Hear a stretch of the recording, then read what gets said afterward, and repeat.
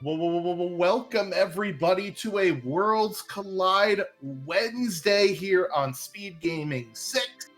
I am the Schwantz27, one of your hosts, and I'm joined by Gar. What's going on, Gar? Hello, the Schwantz27. Hello. Doing amazing. Glad we got all of our issues sorted out. Super excited to see this race. It's going to be a good one. All right, so what we are doing tonight is we are doing an Ultros League practice seed. So yes, Season 2 of the Ultros League is back in the Final Fantasy Worlds Collide community, and it's basically our semi-competitive league where there are multiple divisions, and sort of like how everybody else in the world does soccer except for the US, or football, as they call it. There are promotions and relegations based on the bottom of certain divisions and the top of other divisions. So if you do well enough during the season, you could move up to your next division. Or if you are like me and totally punted on your first race, you got a chance of looking downwards, Gar. Yeah, nobody wants to look downwards, but sometimes it just happens. But in this particular instance, this is not an actual race. I mean, it is an actual race. Not an actual race for the Ultros League. We're just here to have fun. Yeah, and speaking of having fun, so what is Final Fantasy VI Worlds Collide? To those of you who have no idea what you're watching, well, it's a Final Fantasy VI randomizer, where the starting characters you get are random, the items in chests are random, the items in shops are random, the magic spells that you get taught from espers are random, the abilities that characters have are random, the boss locations are random but shuffled, so we won't see the same boss twice. Same goes for the dragons. And the objective is to defeat Big Bad Kefka. And in order to do so, we need to first unlock Final Kefka. And we need to recruit 6 characters and find 9 espers. Note that we start with 3 characters, so we are going to be recruiting 3 additional characters plus 9 espers here. That's right. In addition to that, we also have the ability to, instead of walking through Kefka's Tower, which can take some time and has a boss that can potentially be pretty nasty, we have the option to unlock what we call the KT skip, the Kefka Tower skip. That puts you right on the set of switches.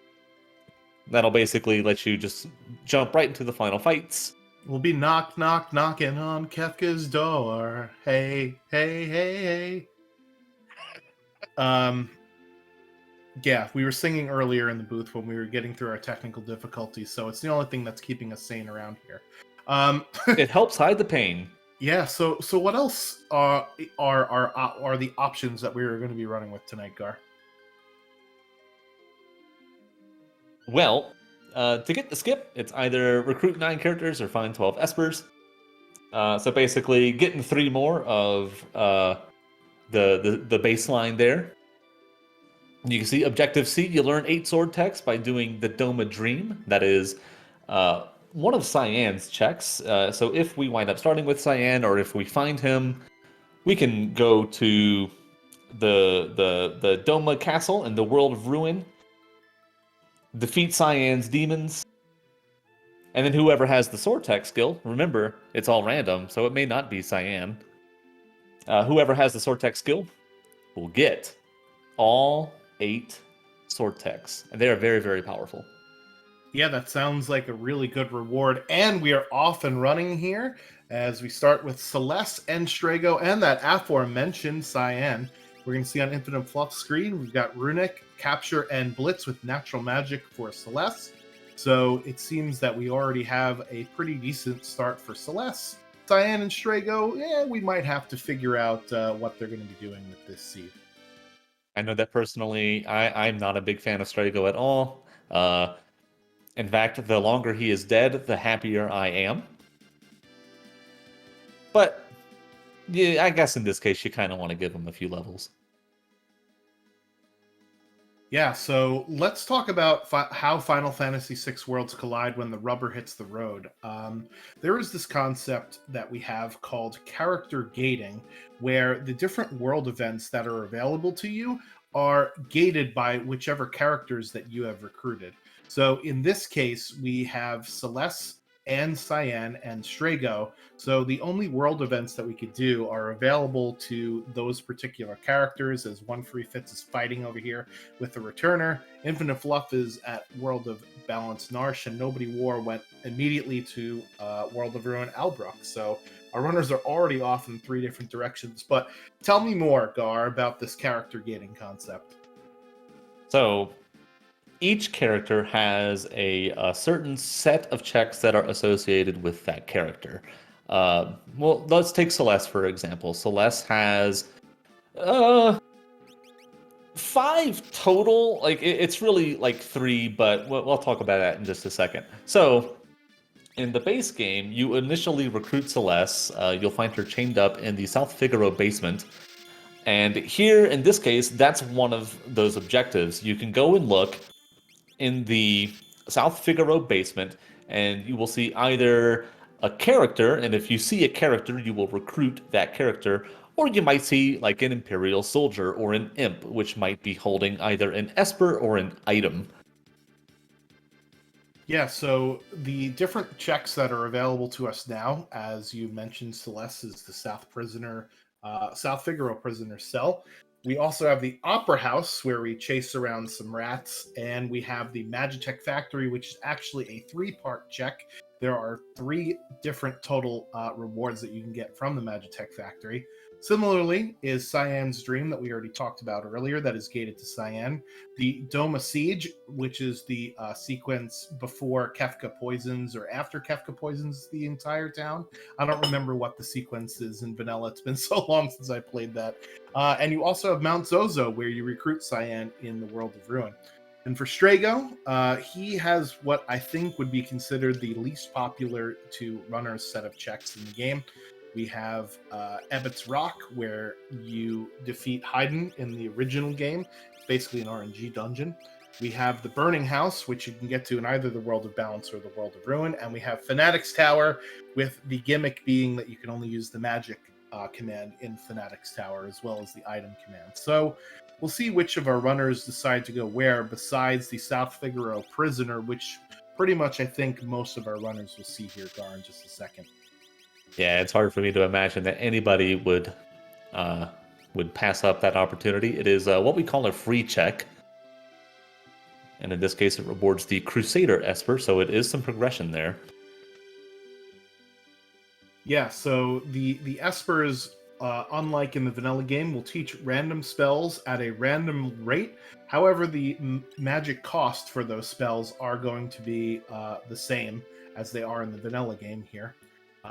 We also give our runners a set of 3 Moogle charms, which you could use to put on a party member in each of the up to 3 slots whenever you get to Kefka's Tower. And basically what that means is you will not have to go up against those random encounters that you would have had to in the vanilla game. And any of our characters can equip the Moogle charm. So that's why Nobody War is not running into random battles here in the basement as he is looting. As we see, One Free Fits is also going to pick up their first piece of Magicite as well. And if you were in these runners' positions, Gar, what would be the first thing that you would do when you're ready to actually go fight some fights? If I'm ready to go fight some fights, it depends on how spicy I'm feeling. If I wind up finding something like Super Balls, for example, which do a bunch of non-elemental damage, kind of random, but normally pretty reliable damage. If I find something like that, I'd be more inclined to just jump straight into something like the Magitech facility, which has 3 checks, 2 of which are pretty close to one another, and the third coming after a fun Mode 7 minecart ride. Everyone likes to see that. Otherwise, I might be looking at potentially doing something like the Opera House, which has fixed encounters, and that's just to get my levels up.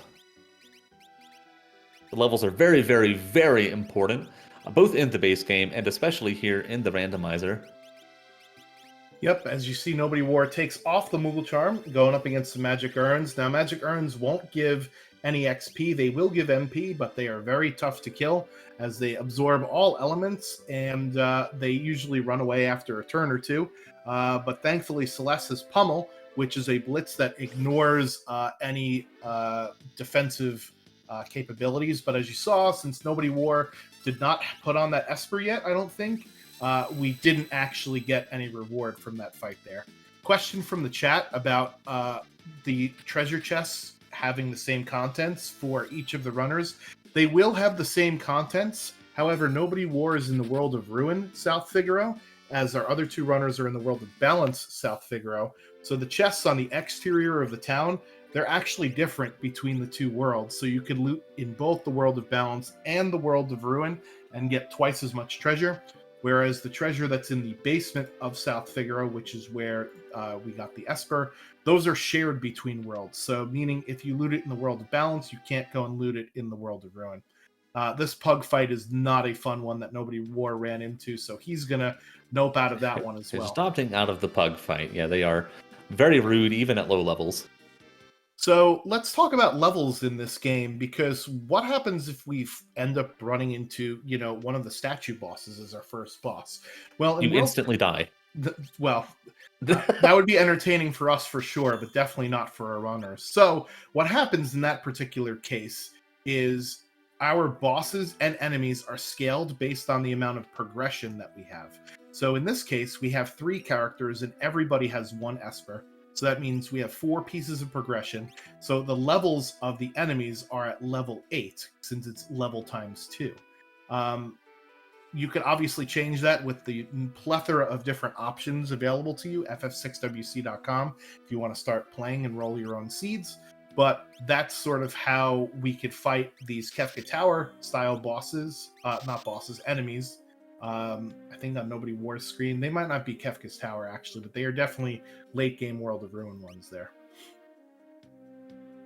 Yeah, so like Schwantz was referring to, there are a plethora of different ways to do the scaling in this game.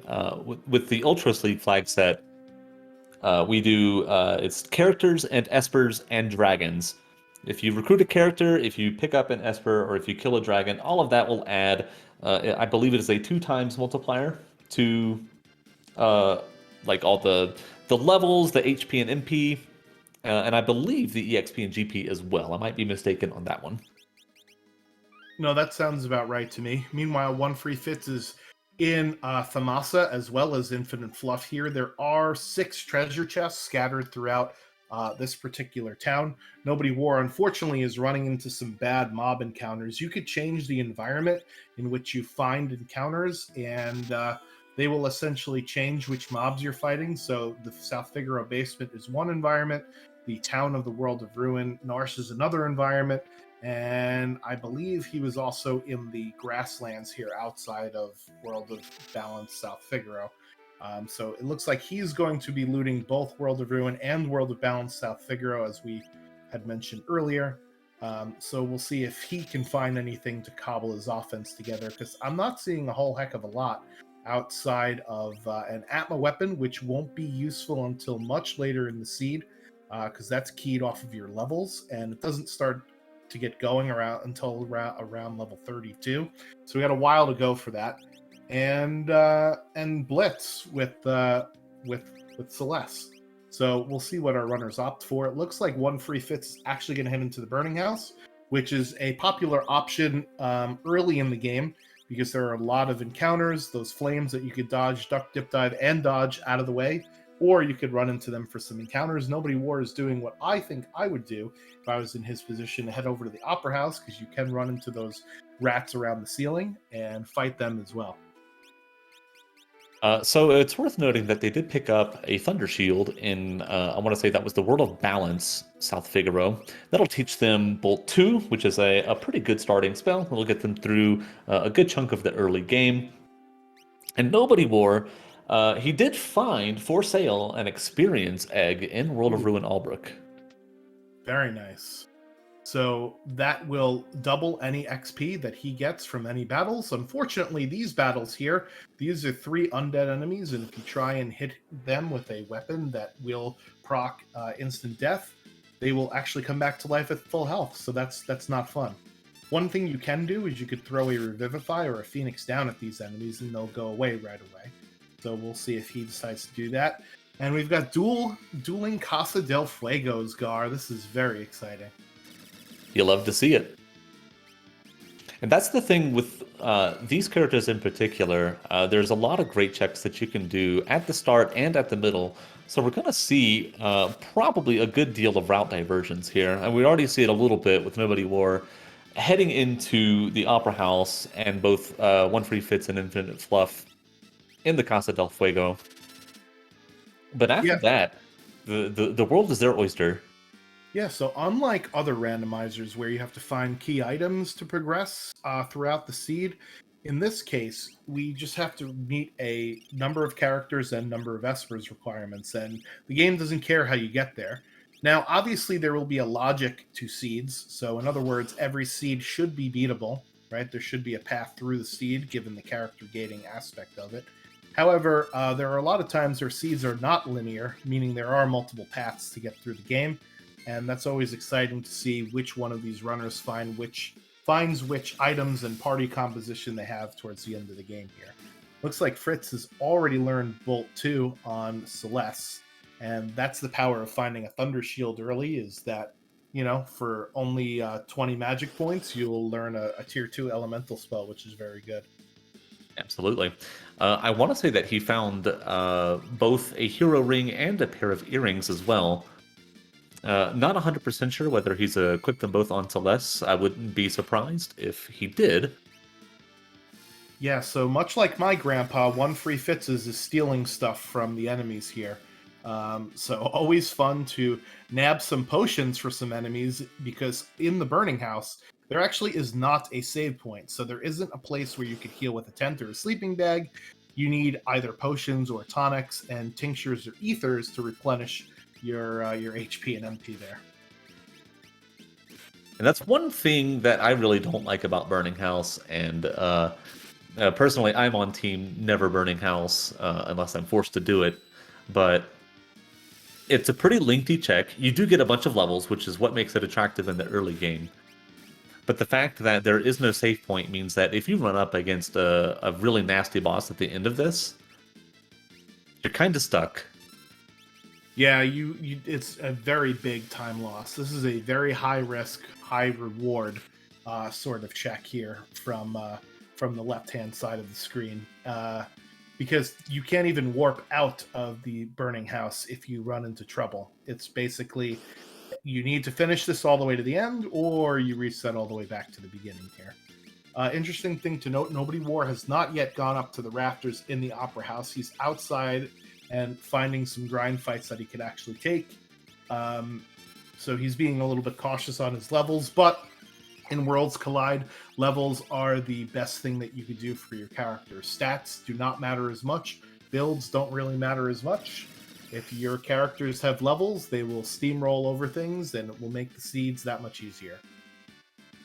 It is interesting that he chose to grind outside of the Opera House rather than just get all of his levels from the rats here. It's possible that he could be hedging his bets. There are several encounters in Final Fantasy VI that just don't reward any EXP, and it's entirely possible that those rats are secretly like level 80 magics. Yeah. In that case, I just reset out of this check immediately.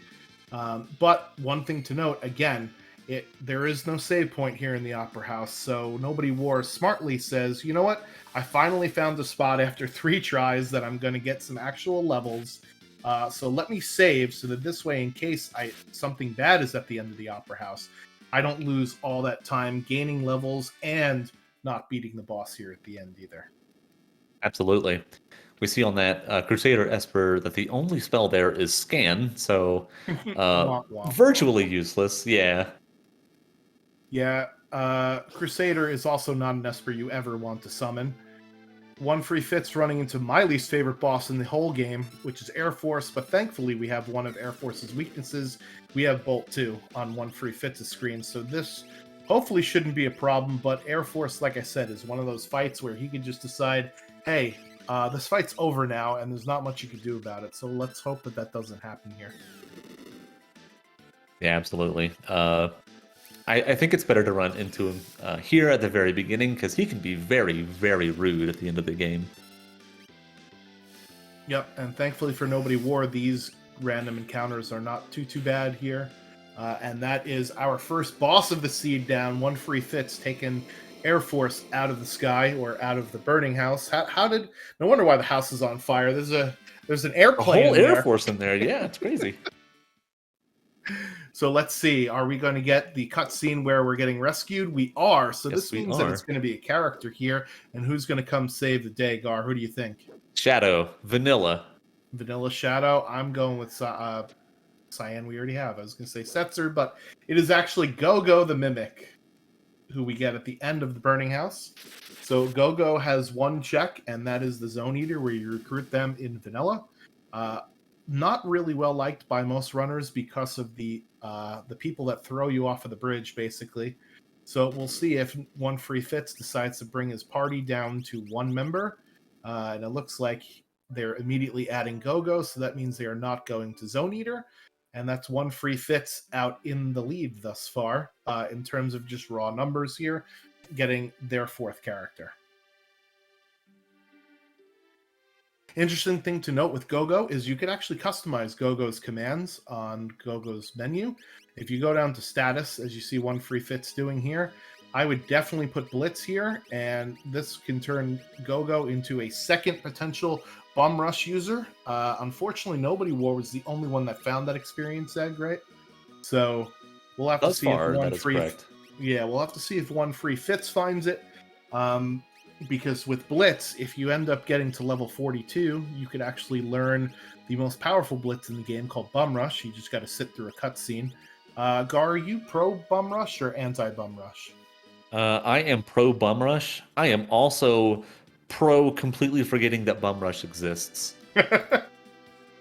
Well, it is a lengthy cutscene. It's almost about a minute. It's I think the longest cutscene that's in Worlds Collide, maybe save for the part where Kefka is supposed to make fun of you about self-help books and whatnot. But yeah, I personally think it's worth it almost every time. It gives your character an extremely high damage, defense ignoring, non-elemental ability. The only problem is you can't target it, and we do see Tizen Thief is selling Glowing Stone for about 32,000. In the World of Balance, you can check in Tizen if it's a Esper or not by the flavor text. And in the World of Ruin, it's a different price, but it won't tell you if it's an Esper or not. Dragoon boots have been found, so I think we're going to see some jumpy here on One Free Fits screen. Nobody War runs into Leader. So this is a pretty easy, straightforward boss after that Opera House car. Yeah, not bad at all. You want to see Leader at basically every stage of the game. It's just not a whole lot to him. Axe can scale pretty nastily towards the end, but even then, he's only ever hitting one character at a time. Normally, just not an issue at all. Yeah, that axe counter can sometimes, if you don't have great armor, hit you for pretty badly. And Infinite Fluff has 2 out of 3 down on his screen, and this is why I hate Air Force. Those AoE attacks, of which he could do multiple of per turn. Thankfully, Yep. he squeaks it out there, and he will be getting his Go-Go as well. We also saw One Free Fits pick up an Esper there, and Nobody War sees a Merchant sprite dropping down to rescue, quote unquote, rescue Celeste here. So that means it's either Hopefully an Esper or an item. And it is not. It is a cat hood. So the cat hood is not bad. It will allow you to pick up all the amount of GP that's possible from a fight. However, you really want to see a reward at the end of that. The only good news is this means that it does not increase the scaling progression for Nobody War, so his enemies are actually going to be weaker than his counterparts here who did get progression at the end of their checks. Looks like he's going to head up Mount Zozo. Definitely an interesting play here. There is a dragon at the top, which you can fight. Dragons are very, very powerful, and they drop 2 items. They're a vanilla drop and an additional drop after the fact. And there's a check at the end, so... Yeah, so we'll see if they decide to go for the dragon here. Dragons are shuffled amongst themselves, So I think it's the Storm Dragon that's here, right? In the Yeah, normal Storm game. Dragon is normally here, but could be any of the other ones.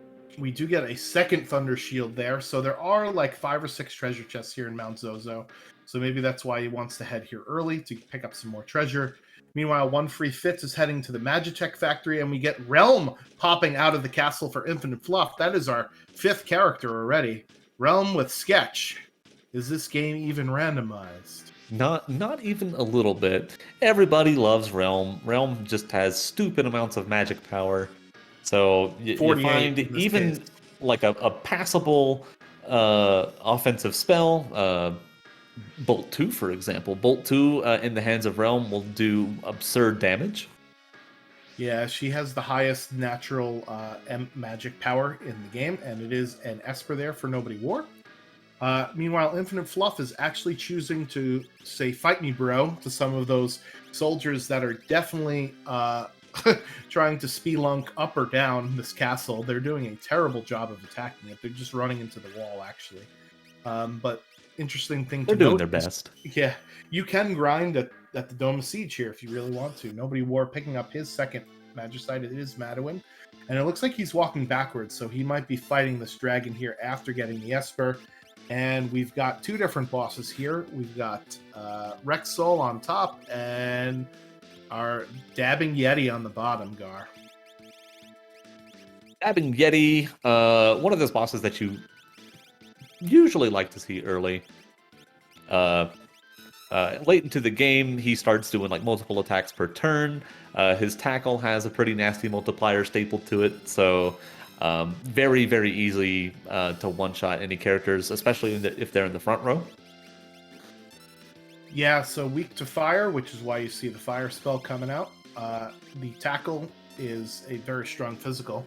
Meanwhile, for Rexol, very different from Vanilla with this fight. In Vanilla, as you may or may not know, Rexol will possess one of your characters, and then you have to hit your character down to critical levels of HP to have the demon actually appear so that you can defeat him. In Worlds Collide, we decided, no, we don't want to do all that. So we do have Rexol with his 2 zingers up, but that also means we can't do the vanilla speedrun strat of just using Odin on either of his buddies and killing it very easily. Meanwhile, it is the vanilla Storm Dragon here for Nobody War, and he does have Bolt 2 learned.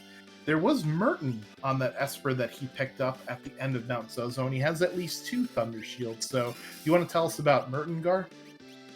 Merton is a wonderful spell that cooks everything on the screen.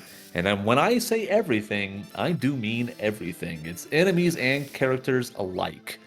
It is huge magic power, fire and wind elemental.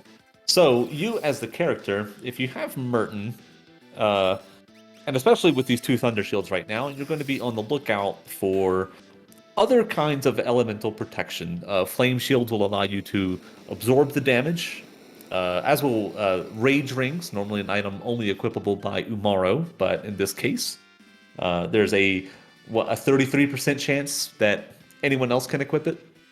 Yep. So with relics, it's 33%. Yep. So basically, our runners are going to be on the lookout for any kind of elemental protection along those veins, something to either nullify or absorb fire and or wind. So another Magicite there for Fitz, and that was a Cure 3 and Speed +2. Not too shabby on that one. Siren And is it's also Siren, yeah. very good for the final fight, and that's another character for Infinite Fluff. That is Mog there, coming out of the cave. This is one of those checks that you can peek, and it will show you the reward. If it's not a character sprite, obviously then it's not a character here. And we will be fighting Dadaluma. Everyone's favorite daddy. Yeah, my favorite gooseneck flying ninja. Nobody War in Ebbett's Rock, one of the most high variance checks in the game, in my opinion. It's pretty divisive among, well, I think a lot of people hate it, but that always seemed odd to me that people hate this dungeon because it is based on randomness, but we're playing a randomizer. We don't like too We much want it to be randomness. random, but we not just, too random, you know? we want our Goldilocks of randomness. So basically, all of the rooms are randomly generated except for 3, which is the coral chest room that Nobody War is in now, the entrance and the save point room, and you have to go around to the chest collecting 22 and no less pieces of coral to give to that chest, and then you could fight the boss. Speaking of bosses, we have Inferno, one of Kefka's tower bosses, for 1 free fits. Thankfully, again, he has Bolt 2, which is one of the weaknesses. And oh no! What's going on Nobody War screen, Gar? That is a Magimaster. Magimaster is one of those bosses that in basically all scenarios you don't want to see. He's got that wall change ability there, which means that now he is vulnerable to 1 element and 1 element only. Hey, scan is useful here. Yeah, I was gonna say you were smack talking scan, but scan is actually the way that you're supposed to win the Magimaster fight. We're not going to do that here. It looks like Cyan is going to be defensive with Runic. Runic will absorb some spells. Unfortunately, Fireball is not one of them. But Pummel is defense ignoring, so that's what Celeste is going to do, and Strago is going to wish that he stole something in order to damage Magimaster here. Absolutely. Yeah, worth noting that you can't normally physically damage Magimaster to any great degree. He's got a ton of physical defense. If you have a weapon like the Atma weapon, which he does have, if I'm not mistaken. Yep. Or something like a Valiant Knife, or something to that effect, you can damage him normally. But with a regular weapon, you're looking at, single-digit, maybe double-digit numbers. Weren't you talking about mode 7 before? Wish it, and it is our command, right? Gar, 1 free fits, is deciding to not warp out of the Magitech factory and will go through the 3rd part of this check here. It's 3 forced encounters and 2 bosses for 1 reward. Thankfully, there is a story heal in between each of the bosses, so looks like he's going to get some more levels here and potentially get something that our other runners might not get. Yeah, and worth noting that the end of Magitech facility is guaranteed progression. You will get either a character or an Esper at the end. You will not get an item. So, not too shabby. Meanwhile, Infinite Fluff is heading heading to Mount Zozo, which we have already seen. It is the Storm Dragon, and it is an Esper. So no new information here for him as of yet. But we'll see how Nobody War gets through this Magimaster fight. As I totally forgot I was not taking any notes, so I'm going to take some notes now.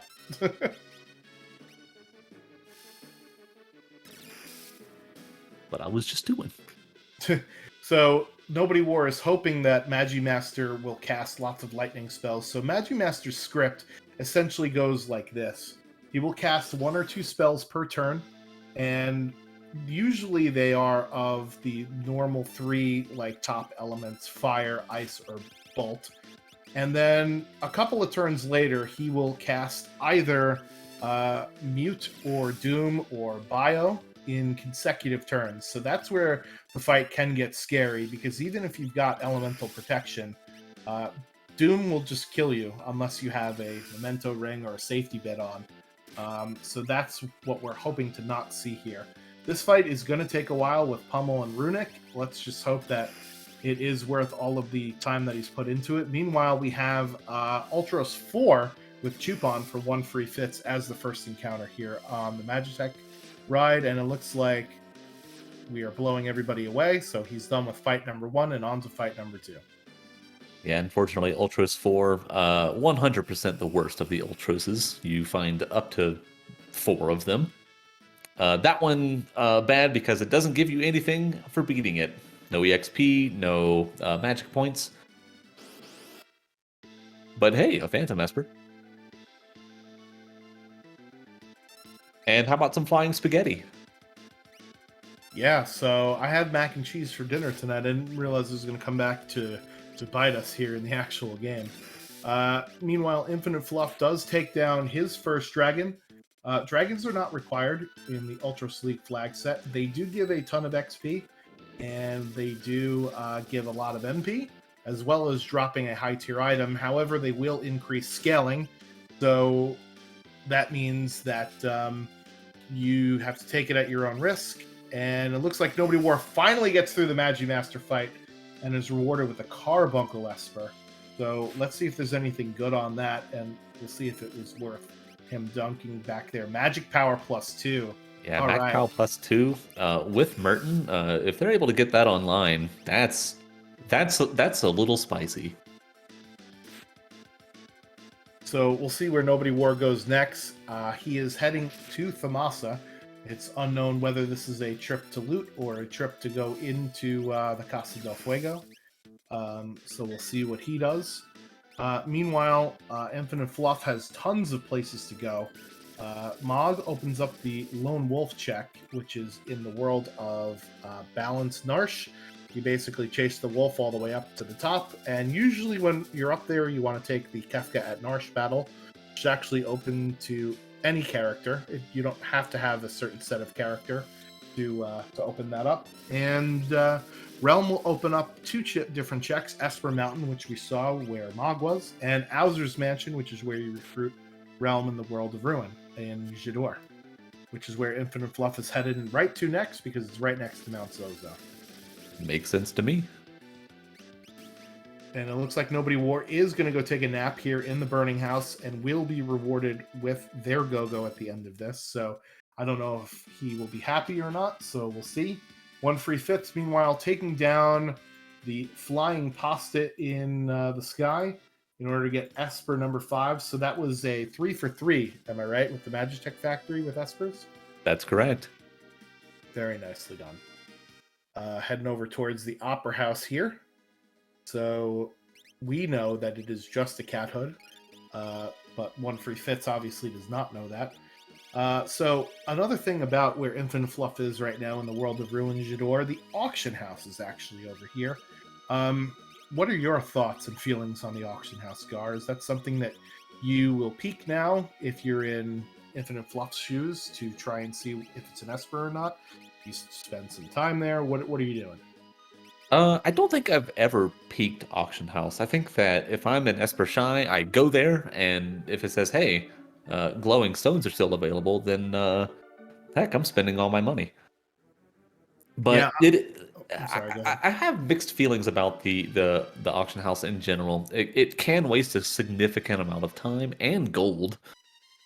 Yeah, and there are other things that we want to spend money on. SpeedGaming coming in with a raiding party. So welcome, come sit at a table up front and join us for an episode of Final Fantasy VI Worlds Collide. Infinite Fluff finds a splendid chest with a heal rod in it. So he World's is most expensive heal rod. Yeah, he is dipping the auction house. So I like to do the auction house after Owzer's Mansion, usually when I'm here, just because I'm going to get gold from fighting the random fights in Owzer's Mansion. And if there are Espers in here, I'll buy them right away, just because I like to turn the Owzer's Mansion check into maybe 2 checks or 2 rewards instead of just 1. Right? It's a way to sort of combo breaker things. Combo breaker. Unfortunately, Infinite Fluff not buying the $50,000 item. I don't know if he just doesn't have enough money. And that is our unpurchasable cutscene here. Yeah, no one likes to see the Improbot, except for, I guess, the small child. Yeah, that spoiled little brat. That dude has a basement full of Improbots. I don't understand. Yeah. Meanwhile, Nobody War is going to fight his Air Force at the end of the Burning House here. The reason why the house is on fire is because you let a fighter jet in it. So how the auction house works is in the world of Ruin, there is a $50,000 item, a $20,000 potential reward, a $10,000 potential reward, a $10,000 item, and an unpurchasable cutscene Improbot. The $50,000 item has a 50% chance of appearing the first time.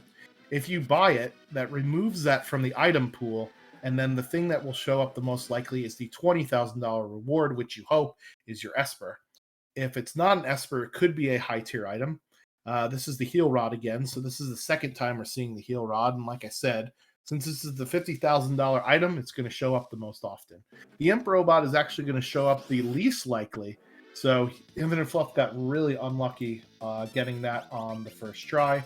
But it is the auction house. And even in randomizers, we don't like RNG. Yeah, not at all.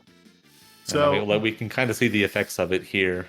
Infinite Fluff just bleeding away some minutes. yeah, so by not actually purchasing the $50,000 item, it will continue to appear as a potential reward. And there's our Esper. It is Starlet, and that is the $20,000 reward there. So they will be able to purchase this with their money. But what most runners usually do is they like to take around 80 grand into the auction house so that you could buy the $50,000 item, the $20,000 reward, and the $10,000 reward. So that this way you have the best chance of getting your Espers here. So that is Esper number 3 for Infinite Fluff. And he's going to check to see if there are more Espers. There is a second Esper. So he's going back in here. Since he bought the $20,000 slot, that Esper is more likely to show up. But again, this heal rod is going to keep coming back to haunt him in his dreams. So that's 3 out of 5 times we've gotten this heal rod. Yeah, I think at this point I would be happy with just the one, and either continue to go into Owl's Mansion or just head somewhere else entirely. Maybe come back with more gold, but honestly, I don't think I would do it at this point. You have a bunch of checks available. He still hasn't done either Magitech Facility or Dome of Dream. No one's done Dome of Dream yet. Yep, there is our realm there with Sketch, the vanilla realm. So Free Fits is deciding who to replace here. That 48 magic power is pretty tempting and enticing. And it looks like Gogo is out. Another heal rod.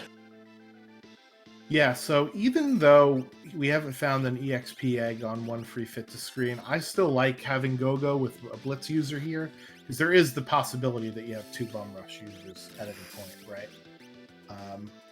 Unfortunately, we don't have any other great abilities for Gogo to mimic.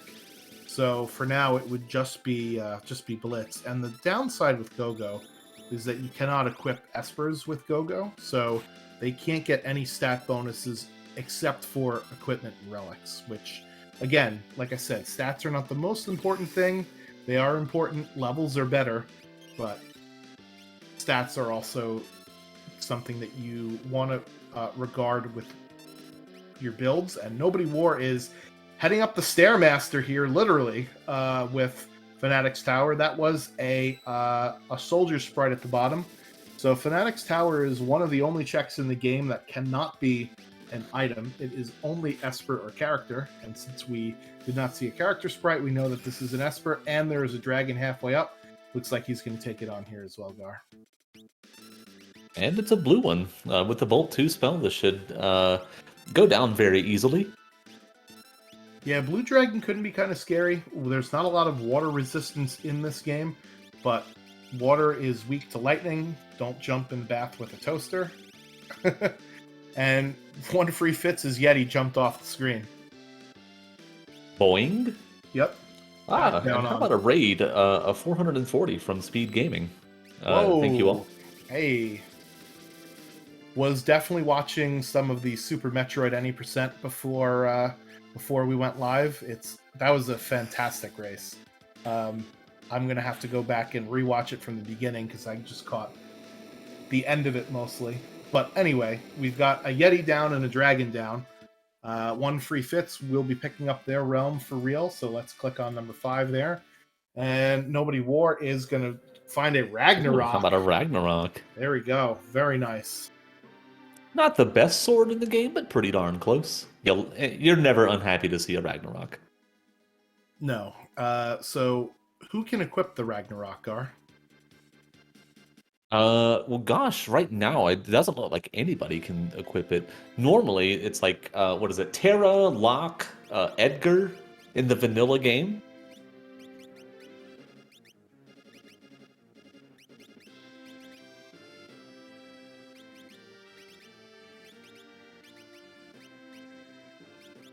Ooh, and how about a snow muffler at the top of the Fanatic's tower as well? How cozy. How cozy. Yep, and there you go. We got Celeste with a Ragnarok and Okay. and a snow muffler. Oh, it's Ultros 3 at Bowser's Mansion, and we do have Realm with Sketch. So we can actually end this fight right away, the vanilla way, if you use Sketch with Realm here. I don't know if you get XP or not from the fight if you use Sketch.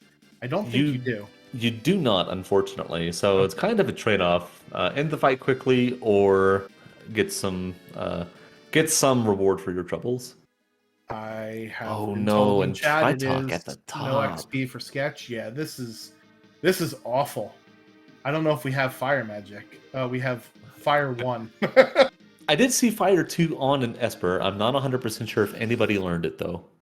You know what the bad thing here is, too? Merton actually doesn't work against Tritalk, because Tritalk will nullify everything except for Fire. And Nobody War has already defeated the dragons, so having a reset out here would be awful. Madwin is non-elemental. He could use that. Maduin would work. Fire 1, you see it doing 2,000 damage, just so... I guess he will be able to get through this. It just might take a little bit. Yeah. Unfortunately, that's not what we're looking for speed, and it is a Yeti painting. Who gave that Sasquatch a brush? I'm sure he can create some beautiful art. Yeah, well, I've seen, like they do for animal shelters, they put like paint on dog paws, and they have dogs make paintings, and they'll sell them. So who knows? Would you purchase some Yeti art? Probably. If I could verify that it was actually made by an actual Yeti, yeah, I'd consider it. I mean, it might have a hole in the canvas when you get it, but... That's the art. And that is Life 3 there on that Esper from 1 Free Fits. I believe that was his reward. Oh no, we haven't gotten to the Esper Mountain yet. That's right. Nobody War, meanwhile, is doing the thing that runners love, which is thumb exercises. What was the deal with Squaresoft at this time, or Square Enix as they're known as now? What was their fetish with stairs? It was this game, it was the Shinra Tower. Like, what's going on with that? Like Final Fantasy IV has like the 64 floor glitch. Yeah, I don't know. Somebody liked working out at Square.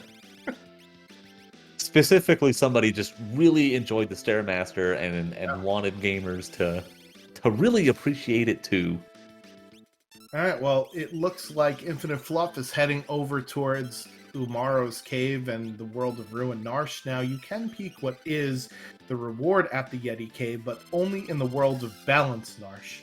So we don't actually know what is in the Yeti Cave. However, there is the Tritalk Cliff and a dragon up here, as Nobody War is getting the Palador Esper there from his encounter. And let's see, it has just Warp on it, and that fire spell that he needed 2 minutes ago. Wow. One Free Fits finding his Mog. Infinite Fluff looks like he is... I would be surprised if he didn't take the dragon here.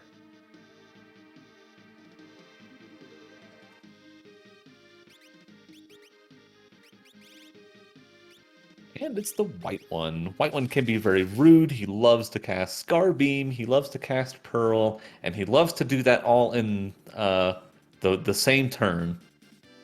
Yeah, up to 3 spells in a row to start out. And if you're not ready for it, that could basically be 3 dead characters. Thankfully, the level question mark Pearl did not hit.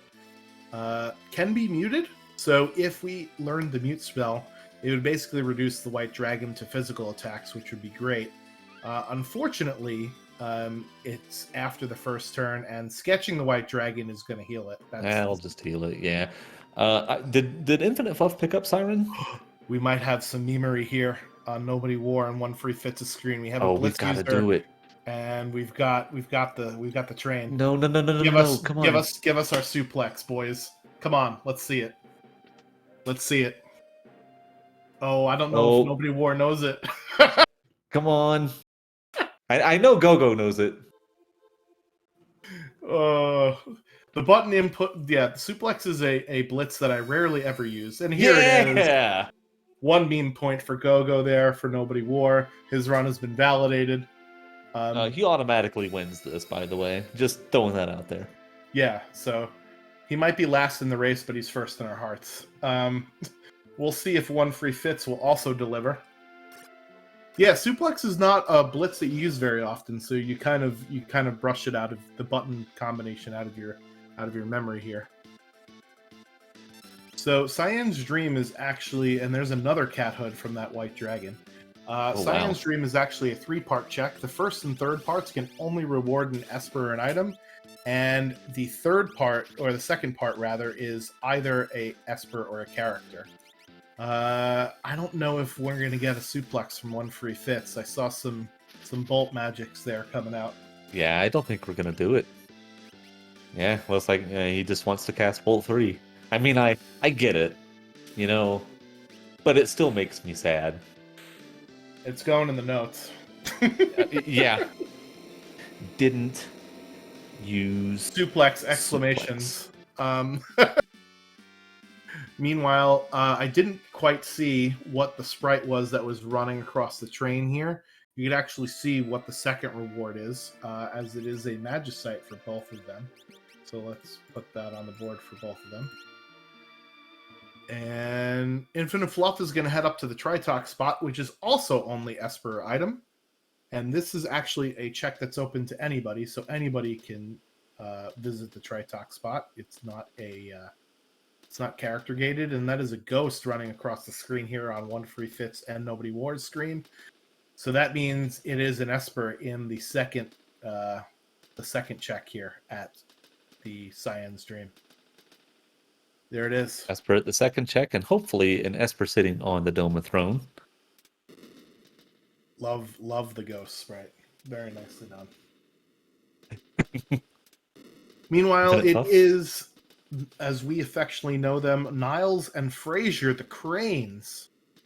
So the left crane absorbs lightning, the right crane absorbs fire. Make sure you hit the cranes with the thing that they don't like. So I learned this with the phrase "left loves lightning," and I don't know what yours was, Schwantz, but yeah, that was mine too. That was yours. All right. Triple L.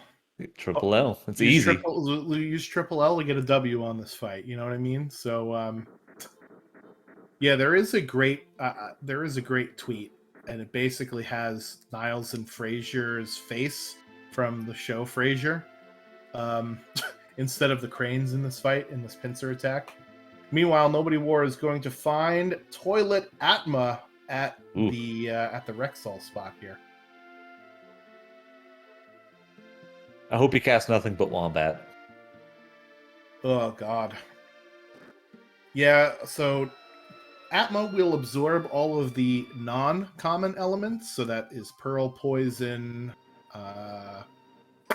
what am I forgetting here? Pearl, Poison, Earth, Wind, Water. And Water. Earth, and Wind, Heart. and Water, not Earth, Wind, and Fire. But is weak to lightning and fire and ice. Meanwhile, that's a Minerva there for Infinite Fluff. That's another dead check, but Minerva is one of the best pieces of equipment in the game, and Celeste and Realm can naturally equip it, so that's very good. Deciding not to take the monster in a box there, or at least not yet. Sometimes, if we've got something worth using, we're usually looking for an offering in the monster in a box. We did find an Atma weapon earlier on in the seed, which is one of the 3 or maybe 4 items that you would want to pair with an offering, but yeah, Fluff deciding not to go digging in the monster in the boxes for him. I would be very, very tempted with an Atma weapon to just dig in every single monster in a box that I could. Yep, and that is a Magicite there at the Yeti Cave. We will actually get the Magicite after the fight, unfortunately. This Bahamut, hopefully it's got some nice spells on it.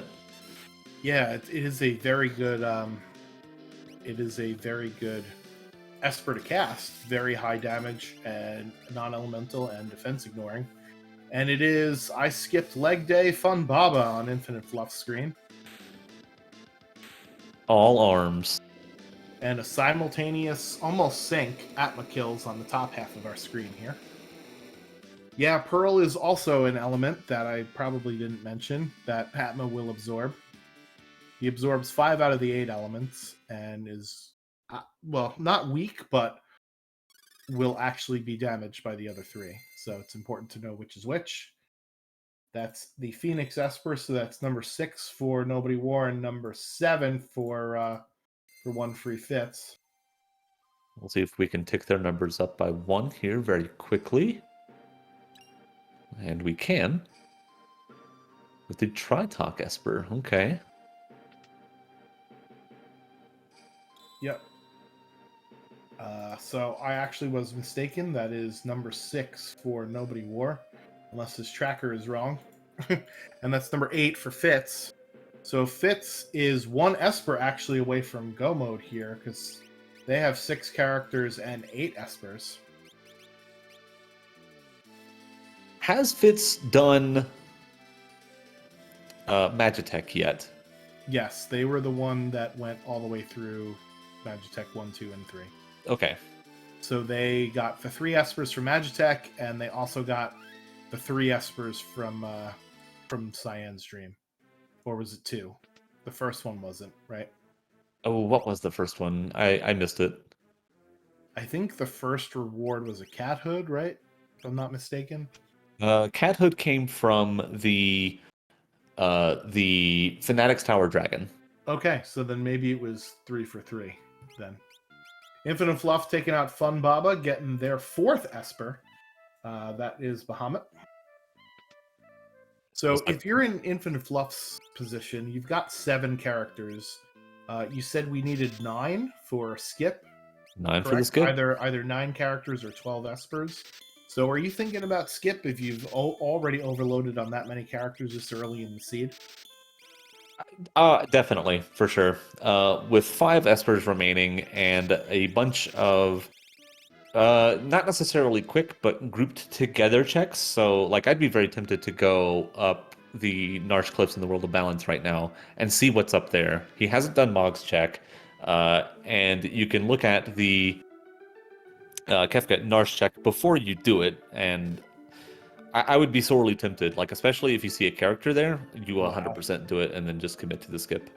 1 free Fitz, however, getting first try Auction House here with the for his Go mode, went to go over to the Auction House, and I assume if there were no Espers in here, he probably would have done Realms check. Meanwhile, Infinite Fluff is out of money after somewhat spending it at the Auction House for his Esper, and that is Go mode there for 1 free Fitz at 53 minutes and 45-ish seconds. Nobody War is doing the Zone Eater check, so how many bridge throws do you think you'll get here, Gar? 1. Oh, there's 1. There's the 1. There it is. And now the that Chancellor is going to cooperate. It's going to move out of the... Ooh! 2 empties down there. That's rough to see. Yeah, so Worlds Collide does shuffle plus randomize the chests. So the empty chests from the Phoenix Cave are shuffled in with the random chests that we give based on a random percentage in the flags there. And that is the second pass for Nobody War good. Not taking the safety save for the crushing rune. Yeah, so if you get an item that is really long, sometimes you don't make it to that second chest, but thankfully Nobody War does. A couple of good items there, some Genji armor, some Doom Darts, and a Hyper Wrist. Doom Darts is good for about 16,000, 17,000 to sell.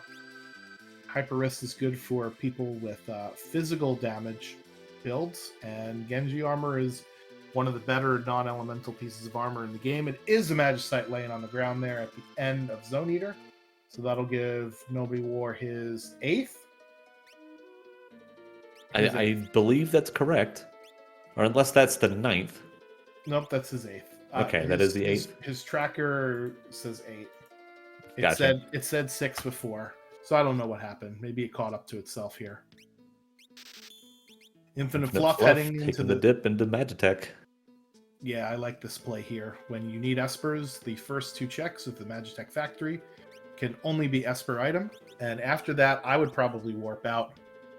because you have so many checks to go, right? We didn't see Mog's Lone Wolf check. He hasn't done Cyan's Dream yet, I don't believe either, which is also 2 out of 3 of the checks are only Esper items. So I like this play here. Oh yeah, absolutely. And he will be rewarded. I believe that there were no whammies in Magitech. One free Fitz taking a dip into World of Ruin. Albrook probably going to be a little upset at what he sees in the relic shop, if he makes a stop there.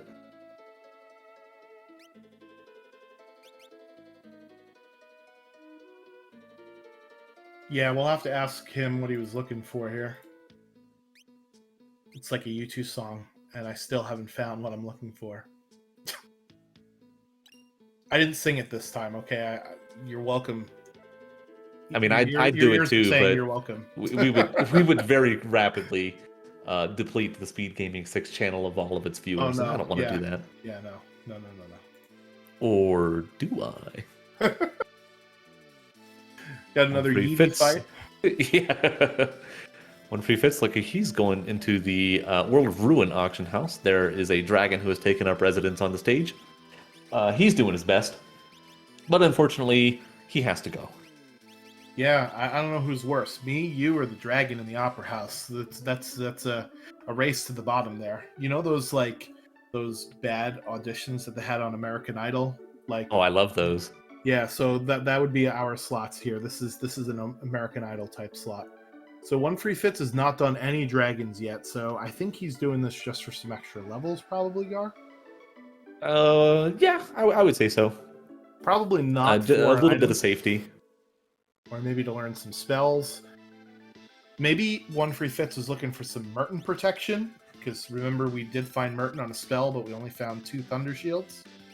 Right, and maybe that's what he was looking for when he went to Albrook there, trying to find just the last bits of things that he needs in order to complete that Merton protection. Meanwhile, we got Jumping Yeti number 2 on Nobody Wars screen. The Sasquatch has got hops. Somebody sign him.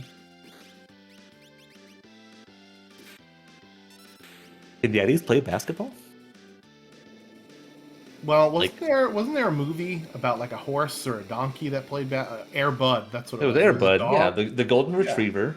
Don't you dare besmirch his name. There's no rule against who can and can't. And technically, isn't a Sasquatch half man, half ape, or half snow thing, right? Half man, half Yeti, half pig. I don't know. Yeah, I don't know. I totally missed the reward from the ice dragon there, by the way. It was... Oh man, I saw it, now I'm blanking. It was some sort of shield, but it wasn't... I think it was a force shield, maybe? What is... Not really the shield that you want. I guess One Free Fitz still wants another dragon and doesn't want to walk all the way up the Narsh route. I think if you skip the treasure chests, it is a little faster to do this, but I guess if you're still on the hunt for... Yeah, he's not skipping him. Yeah.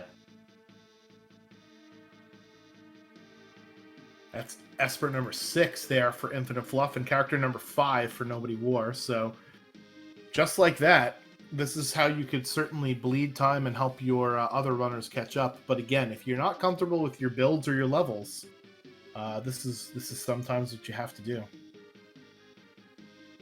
Yeah, he absolutely. is picking up all the chests. And like I said, there are like 5 or 6 chests here in Mount Zozo before you come upon the dragon. There's actually one after the dragon as well. And Nobody War is going to be rejoicing that that is his 6th character there at Esper Mountain. Gonna pick up his fine Moogle friend.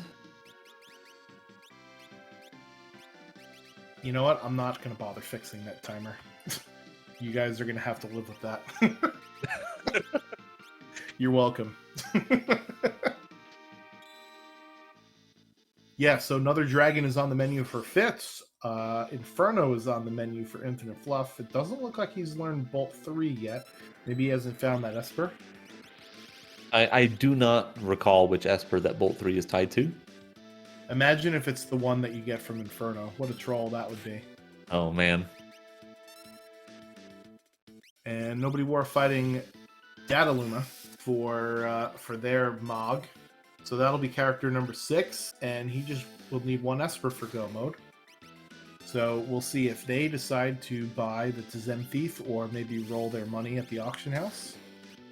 Yeah, so worth noting that Nobody War, the very start of the seed, saw that EXP egg for sale, and I don't believe he ever went back and bought one. Yeah, in the beginning of the seed, money be hard. And is this the Walk of Shame out? He does not Looks have like a it is. Warp was on one of the Espers, but maybe not one of the ones that Nobody War has. And it looks like Fitz is not going to get the reward at the end of Mount Zozo. So yeah, that was just a trip in to do some looting and get the dragon. Unfortunately, look at that. Crusader. So not Crusader Show. So the Esper that Inferno drops, of course, is the one that learns Bolt 3. Meanwhile, first one in the tower, 1 free Fitz at 101.50. Nobody War is going to be in go mode there with that purchase at 101.55.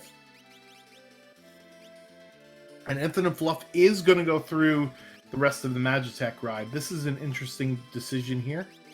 I do like it. It can reward a character, and he was at 7 of 6 pretty early, so I wonder if that's the hope. Yeah, so you go through... this is a little bit longer. You do have to fight 3 force encounters, rather, and 2 bosses, but whatever the reward is at the end, you're kind of happy to see, right? Because if it's an Esper, fine, you're 1 closer to go mode. If it's a character, you're 1 closer to skip, right? So... Absolutely. I hate Magitech 3. I avoid it at almost all costs, so this would not be something I would do. But that's why I'm here and not actually running. So our runners, go give them a follow. Yes, our commands are actually working now. Hooray. Woohoo! Yeah, absolutely. Nobody War, 1 free Fitz, Infinite Fluff. All great racers, all great people, definitely deserving of your follow. And hey, while you're at it, why don't you give the Schwantz27 a follow too? He's done basically everything for this particular stream. So first of all, thank you so much. That's rad. Except for cropping Fitz's timer. I will Except for cropping Fitz's timer. I won't give him that one. Yeah, I see. I like some checks that a lot of people don't like, and then Magitech 3 is just one of them that I don't like that a lot of people do like. I'm one of a kind. What can I say? I tend to like it more than I don't like it, but like it depends on where in any given seed that I am. Yeah, I tend to usually leave Magitech until the very last when I only need Espers, and then I'll stop after 2 and get back out. So I'm giving out hints to anybody who's in Elixir A, by the way, right now, of how to race better than me. My time this week was pretty woof, and I will be actually on vacation the next 2 weeks, so I'm not too thrilled with myself with the Ultros placement so far, but I'm having fun with it, and that's the most important thing. What about you, Gar? Ultros League is just so fun to me, and hey, if you want to sign up, if you like what you see, why don't you just go ahead and do it? Ultros League, what is it? ultrosleague.com? That's right. I believe you can go there. You get some information about the game. I understand that this is probably overwhelming, but we have a great community. We have a wonderful Discord. We have a great wiki, so you can learn anything that you want to know about the game. Somebody will be more than happy to help you with. So yeah, Ultros League. So you're saying they're more helpful than me not cropping that timer, huh? That's exactly what I'm saying. There it is. I'm not afraid. Yeah, and it's never, you're never too late to sign up either. You could sign up in the middle of the season. It just means that, you know, your first week or 2 or 3 or whatever it is, you won't get any points. But it's a progressive system based on how you finish compared to the other people that are in your division. So you can certainly join late and win the whole thing. And worth Or noting win that we your do have division, rather. tiered divisions. Yes, that's right. So, So like, you we're would not get going to pair promoted. you with, like, the best that our community has to offer. Right. Unless you really want that, but You started at the bottom, now you're here. now you're here. So 3 for 3 for Infinite Fluff, and the Magitech Factory just gets to get past this pasta in the sky. Nobody War fighting his third dragon, and 1 Free Fits is giving us our first KT boss, and it is Flame Eater. Unfortunately, I don't think we have any ice spells anywhere in this seed. Yeah, I don't remember seeing any. Airblade works well enough, though, so... Yeah, so Flame Eater doesn't nullify other elements, or I guess he does. But maybe not he will wind take and damage water? from ice, water, and wind, if I'm not mistaken. Uh-huh. There you go. So that's why the Bolt 3 did nothing, but the Airblade did. Because Airblade is technically a wind magic spell.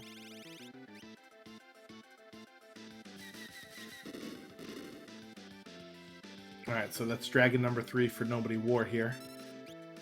And it's good finding the tentacles not in Kefka's Tower. That's one of my least favorite bosses in KT. Because they will grab your characters, and when you don't have a full party, it just takes forever. Oh yeah, absolutely. Not dangerous. Like they probably won't kill you. The Cynicals, they grab you, but they do a set amount of damage that's irrespective of their level. So like you see on Infinite Left screen, Strago taking 60, 59 damage. That is all the way through the game. Yeah, so fighting them early obviously is bad too, because that straight up damage will definitely kill you. Nobody War second in the tower, 107.30-ish here. And we'll see what their party composition looks like. Yeah, so I love watching Worlds Collide races because I learn new things every day. Like Ventastodon says, today I learned Flame Eater takes damage from wind.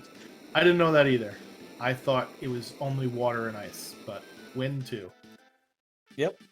Basically, every seed that I watch, I learn something new, and that's one of the beauties of Worlds Collide, in my opinion. There's just so much to the original game that really gets exposed in a randomizer context. Yeah, so while things are random and it's good to have rando knowledge, it's imperative to also have vanilla game knowledge because we didn't change boss weaknesses, right? We didn't change the mechanics of how certain sections of the game work, you know? So you do need that vanilla knowledge, and it looks like Fitz is taking on another dragon here in the tower with their shortened party. Still a dragon. Shouldn't be any issue for them. They actually have 2 dragons killed, right? Because they did. That's right. They did 2 of them. Opera House and Mount Zozo. Yep. You see that Merton cast come out there. Yep, there it is. So with a party of 2 with 2 Thunder Shields, it's Merton time. Down goes the dragon, just like that.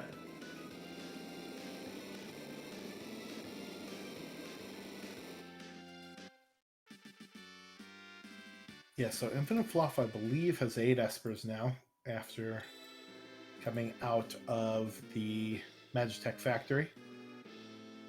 And that is the 3rd dragon down for 1 Free Fits there. I didn't quite see what the reward was. Looks like it was an Aegis Shield. Oh. So probably not what he was looking for there. Not actually a reward. Yeah. Ooh, Nobody War is out of money. Mog trying to toss money at the problem. Yeah, so with Flame Eater and Blitz, I usually do Pummel because Pummel is defense ignoring. But if you do have Airblade, I guess you could use it now. So very interesting. So Infinite Fluff looks like they are going to be one of the only ones that is going to show us Lone Wolf and Kefka at Norsh here. So you first have to activate Lone Wolf by going to the shed, and I may or may not have forgotten to do that in my draft seed this week. I forget to do that like 1 in every 3 seeds. I don't know what it is.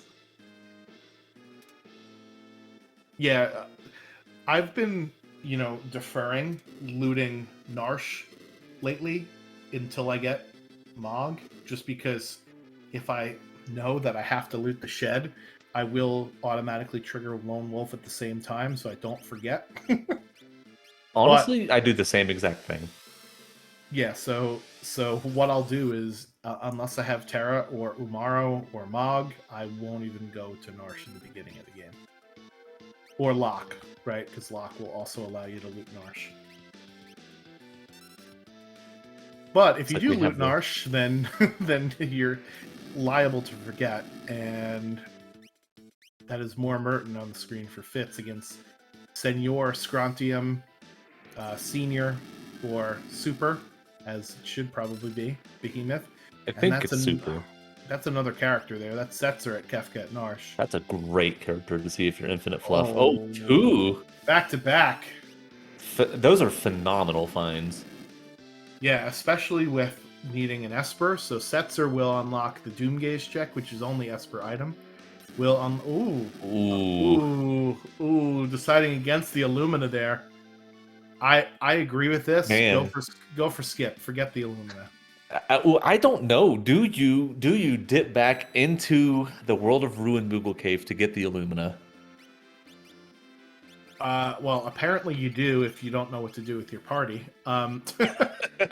But yeah, if you need the Illumina, then absolutely. So the reward that you don't choose at Lone Wolf, you can go find it in the world of Ruin Narsh, way back at the mines where you find Lone Wolf in the vanilla game.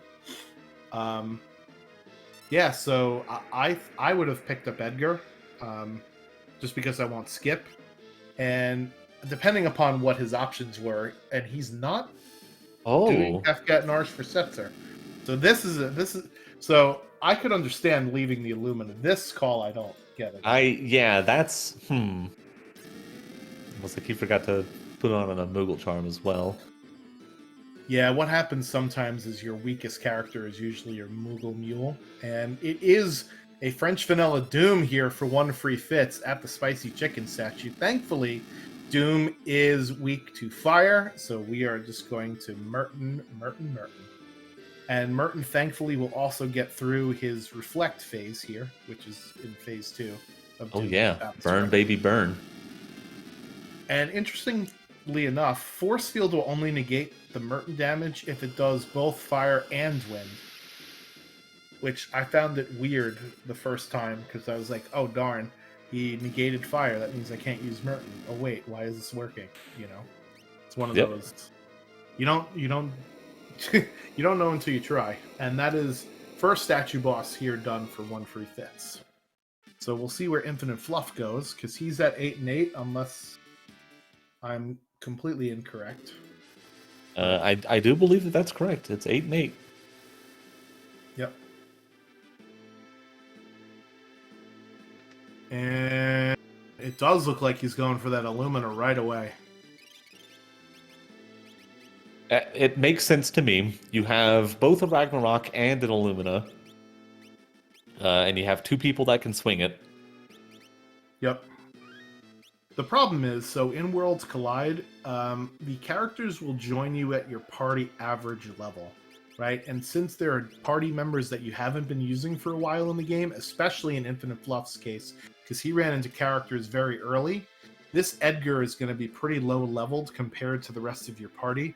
So we'll see how he decides to remedy that situation. There are 4 treasure chests here, and a hidden 5th one with, or is it 4 total? I'm sorry. I want to say it's 4 total. There's one in the Moogle Cave. There's 2 where he just was. And then the right behind Lone Wolf. Yep. And combined with the Illumina, that makes it 5. So if you actually search that wall behind Lone Wolf, you will actually get another item there. Yeah, so it looks like he's got nothing for Cyan to do, which is why he wanted that Illumina badly. Unfortunately, Cyan cannot equip it. He can't in the vanilla game, and with his 33% equipable roll, he didn't turn up with an Illumina in this seed either. Yeah, so pretty unfortunate. A little bit of dead weight there. So Edgar opens up 3 different spots, one of which is the South Figaro throne, which you can check in either world, which he is doing here in the world of balance. In the world of ruin, it is the Figaro engine room plus the ancient castle. And the ancient castle you cannot actually access without doing the engine room first. And you can't access the throne in the world of ruin without doing the engine room first either. Meanwhile, Haydn and the Haydnites here for 1 free fits. Thankfully, he does have Go-Go with Blitz, as Haydn is weak to Pearl, but he decides to go jumpy. You can't hurt what's not on the screen, right there, Gar? That's true. Haydn and the Haydnites, absolutely the worst band in existence. Poison Frog doing pretty significant amount of damage there. Yeah, this is an extremely annoying fight. It's one of the only fights in the game that isn't fair, because it's, hey, there's a Terra. So there's character number 9 anyway, bailed out by the Figaro throne. So interesting thing to note is that Infinite Fluff has unlocked the Kefka's Tower skip, but since he hasn't unlocked Final Kefka yet, he actually cannot go into the, and I have the things wrong here. He actually can't go into Kefka's Tower, and he cannot fight the boss. Actually, well, you can go into Kefka's Tower. Yep. And that's the danger, because if you use the skip, the skip is a one-time only sort of thing. Yeah, so it looks like he's going back here for the Welk check, which is one of Terra's checks, and you can peek it.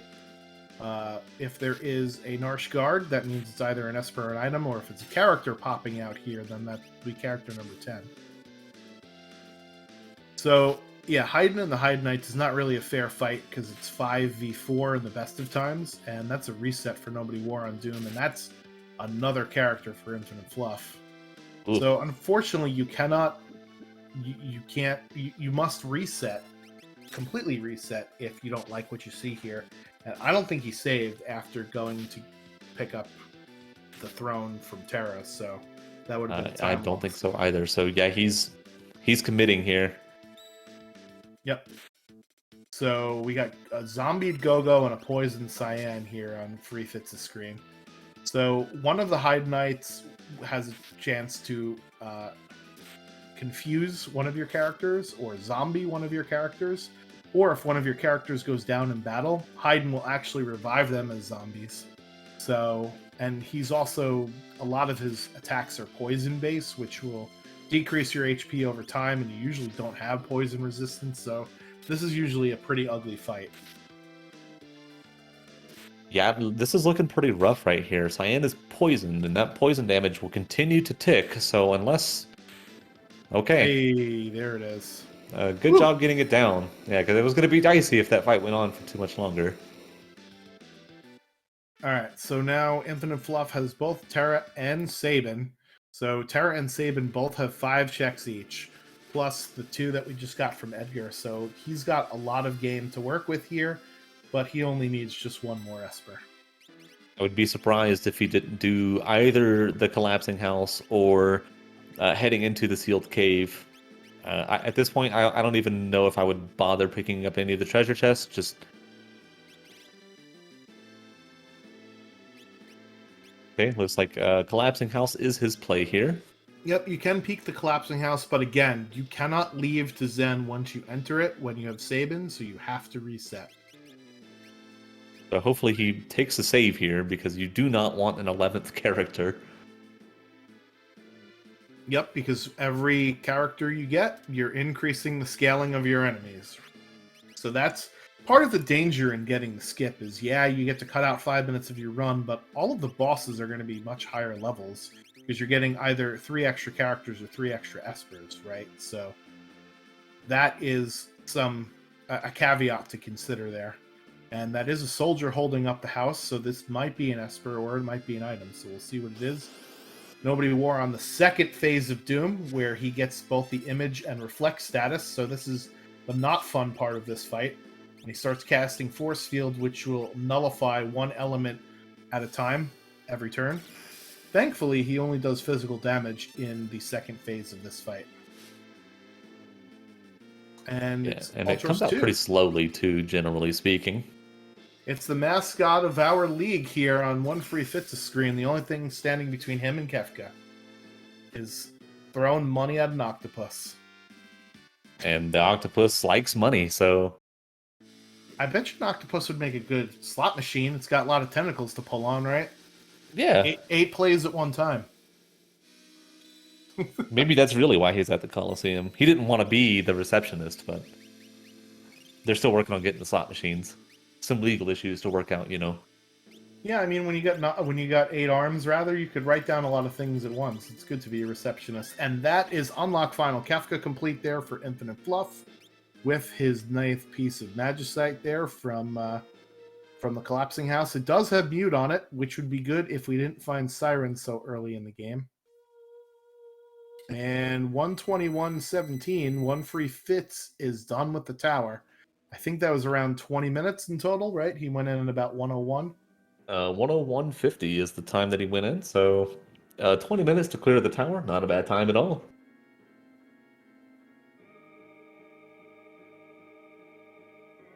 All right, so here comes the Kefka fight. It's the same fight as it is in the vanilla game, so Kefka is not scaled, unlike the rest of the boss battles and enemy battles that we fought throughout the entire seed. And you get 4 party members in your party, and you get to list out the extra ones off the bench. If one of your characters dies as you're transitioning between any of the 4 tiers, somebody off the bench will come in to substitute. And we don't want that to happen because we haven't been using those characters all game.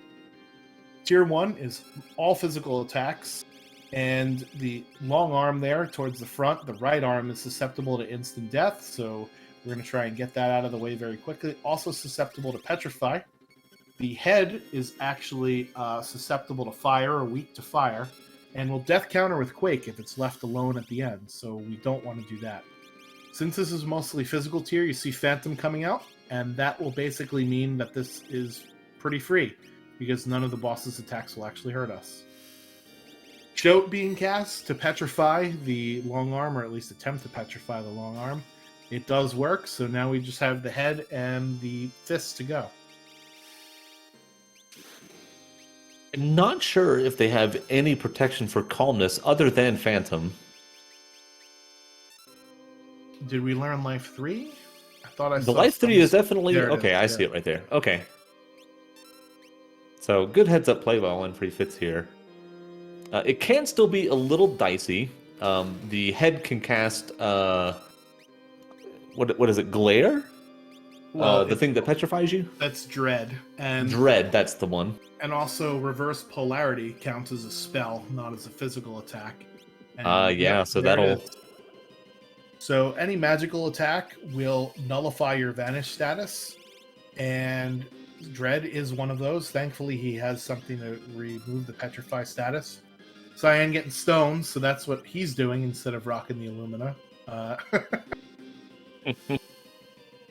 Yeah, one quirk with the Vanish status is that any spell that can hit will hit.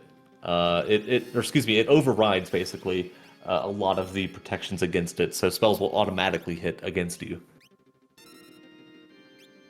Oh, what is Gogo doing over there on Nobody War's screen? That is... yikes. His best. I think Gogo ended up taking out Cyan. Infinite Fluff looks like going into the towers. About a 124-10 there. Yep. That's an instant death proc from a scimitar.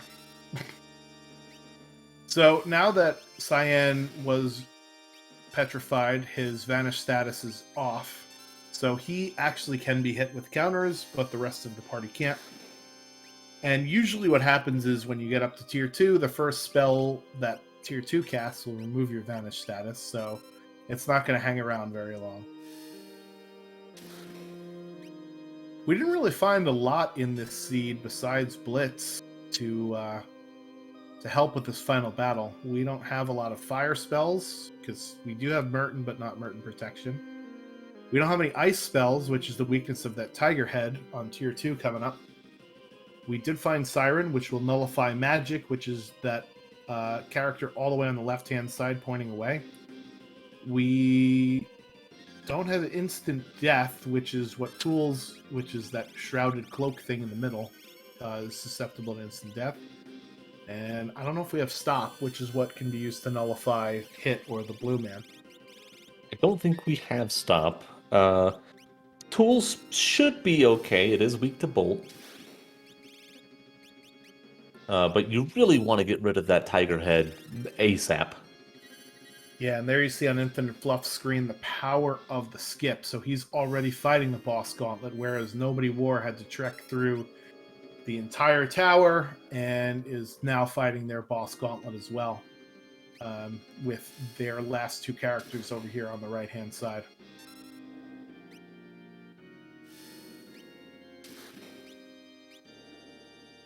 So interesting thing to note about party composition in the final Kefka battle. The person in slot number 4 will actually take their turn first on tiers 2, 3, and 4. So I usually like to put my instant death caster or something that could really knock down Lady on tier 3 in that slot. It looks like we have some life 3 Merton strats going on here, Gar. We're getting spicy from Fitz. I like it. You know, I'm not 100% sure if I like that play. Listen, sometimes you gotta do what the seed gives you. I mean, I respect it. Don't get me wrong, but like that is a Oh no. yeah, and like this is the danger, right?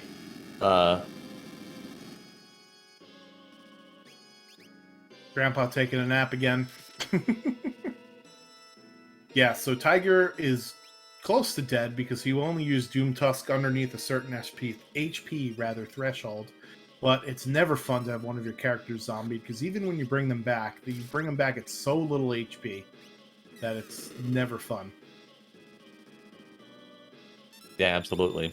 And so we'll see how Fitz digs himself out of this hole. We do have Cure 3, which is more than good enough to heal up his characters, but if he's just going to send them back down again with Merton, then what was the point of healing them, right?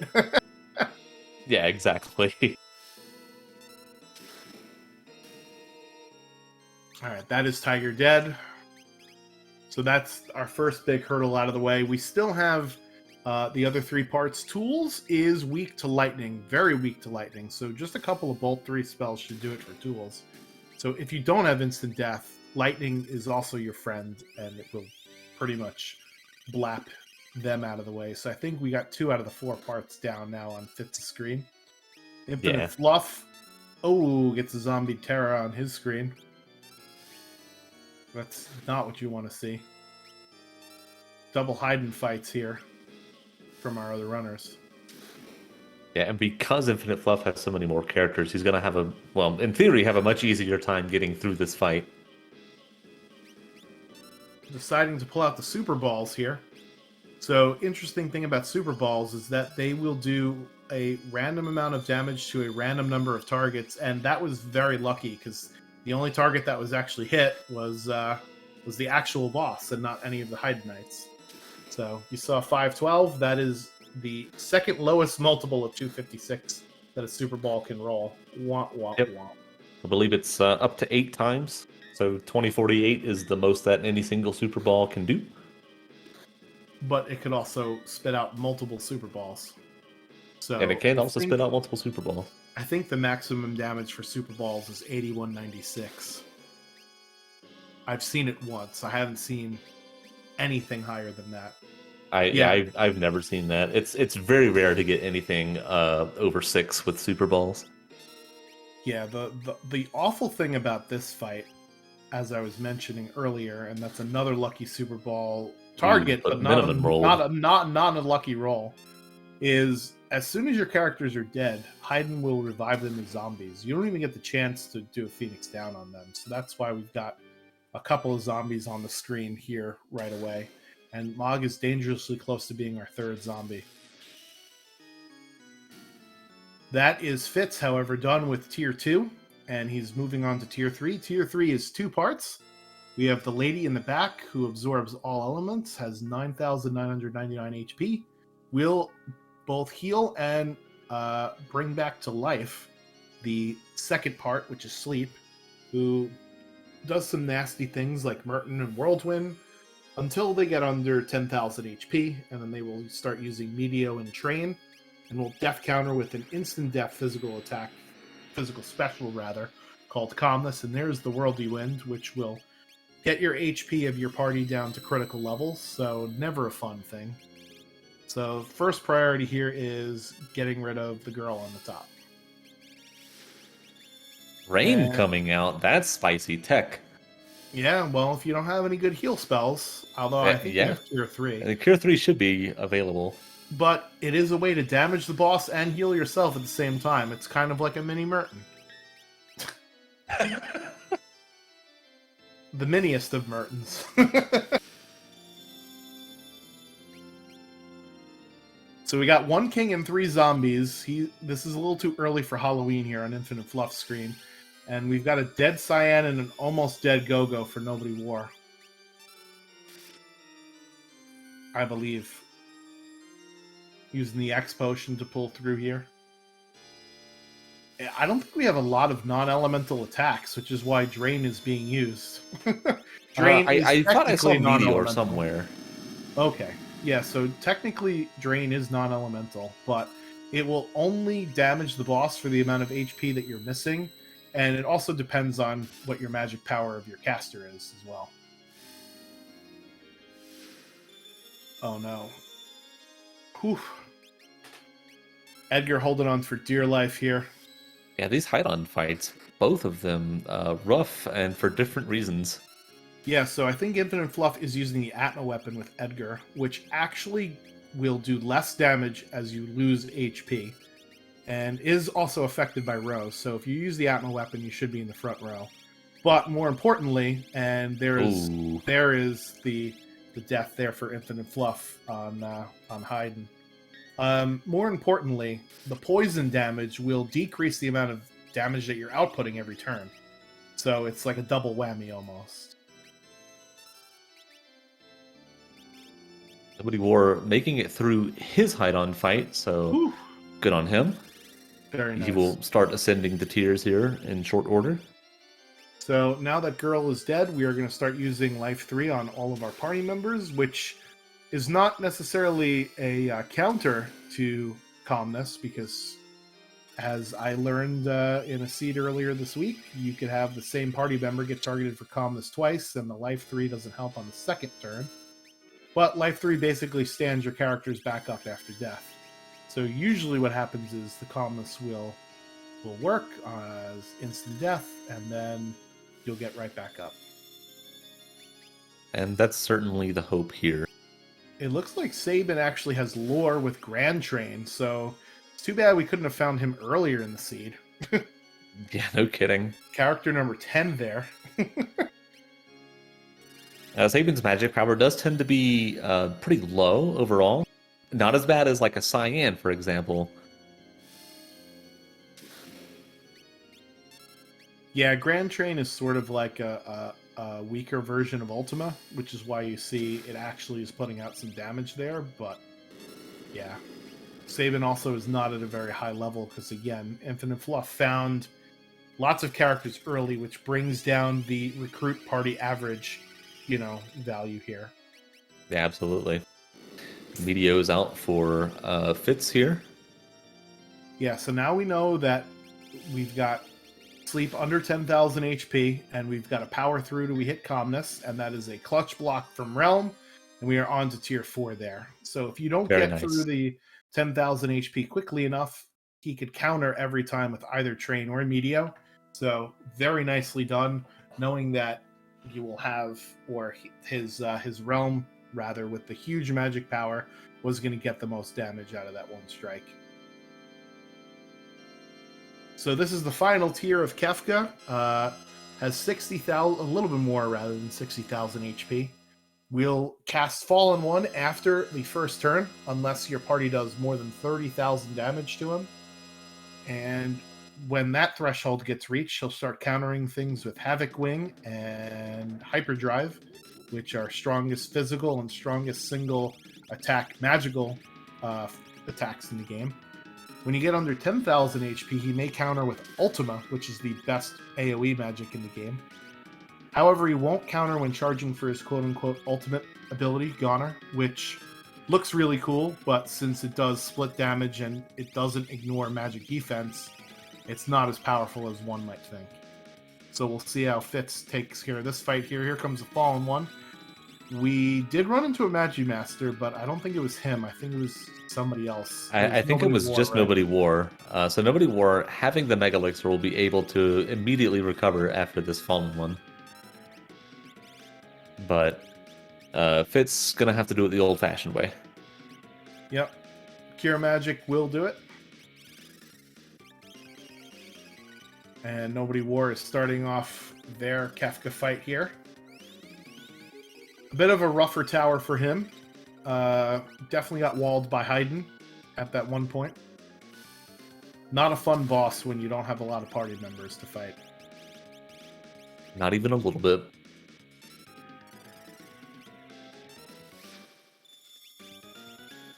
Drago is feeling a little chilly there on Infinite Fluff screen. Somebody get him a jacket. I mean, he does have like a trench coat, but apparently it's not warm enough. Yeah. Not quite good enough for Strago, unfortunately. It is good that only one of those three got frozen, though. Freeze being a status that is somewhat difficult to remove, and if you have the misfortune of getting all three of your party members frozen, you're basically just waiting a couple of minutes to thaw out. Yeah, the only way to remove it is to throw fire at yourself, which might seem weird that you're hurting yourself, but it's the only way. That is one of the fringe benefits of Burton, by the way, as long as the cast actually goes out, you will unfreeze everybody in your party. It's cool. All right, well, here comes Train, and that will both blind and mute your entire party. And in Worlds Collide, we did fix the evade bug, so blind actually matters, but I don't think we're doing any physical attacks, so I don't think this matters very much. However, Fitz is prepared with these echo screens that will clear the silence or mute status, and we'll get back to our regularly scheduled DPS.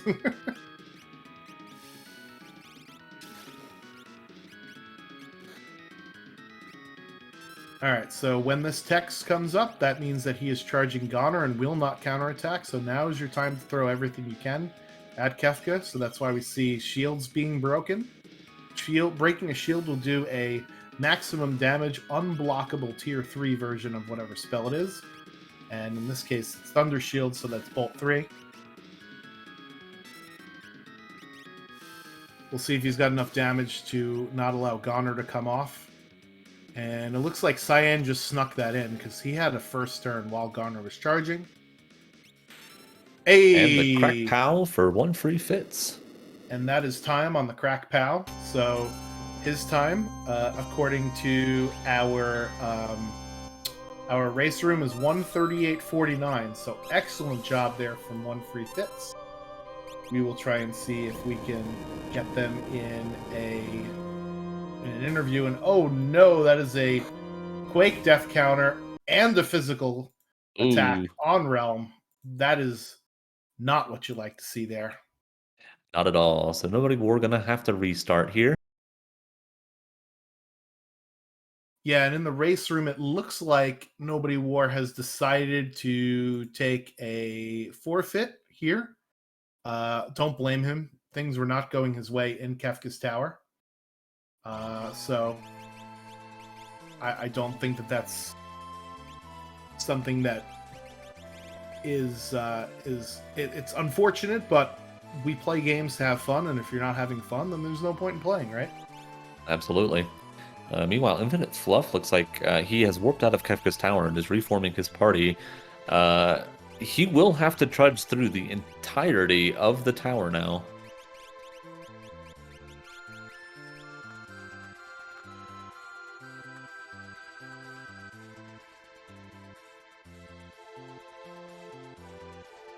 Yeah, Gar, like you said, you only get one skip, and his skip has already been used. So that means that he's going to have to start at the very beginning.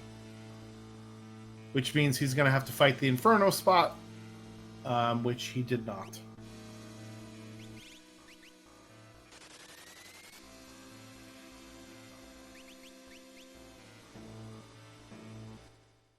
Looks like he's trying to figure out what party he wants to put where, and he has to remember what the order of operations is for his party, right? Because you have to walk through and do the switches, and the switches will dump you out in one of the 3 different lanes, the right, center, or the middle. I'm not quite sure which boss he is stuck on. Is he stuck on Haydn as well? I'm not sure if it's Haydn or did he get past Doom? I don't remember. So Doom is in the center, Haydn is on the left. And we're joined here by Nobody War. Congratulations on trying to make it through the seed. This is not a very fun one, but you made it at least most of the way through. Talk to us about how you think it went. Oh, thank you. Yeah, I was surprised. I got as far as I did, to be honest with you. Yeah, we Really started out struggling with like lack of magic and just trying to overuse basic commands. Blitz basically was the only good command I had all game, besides like a weak Bolt 2 spell and meteors later on. Had Merton, didn't go look for any kind of care. Yeah, we didn't see any There was of an our early runners magic plus 2 Esper. There were some big swords early. I don't know, I just went somewhere different with this one. I was hoping for another, like, at least like some kind of tier 3 spell.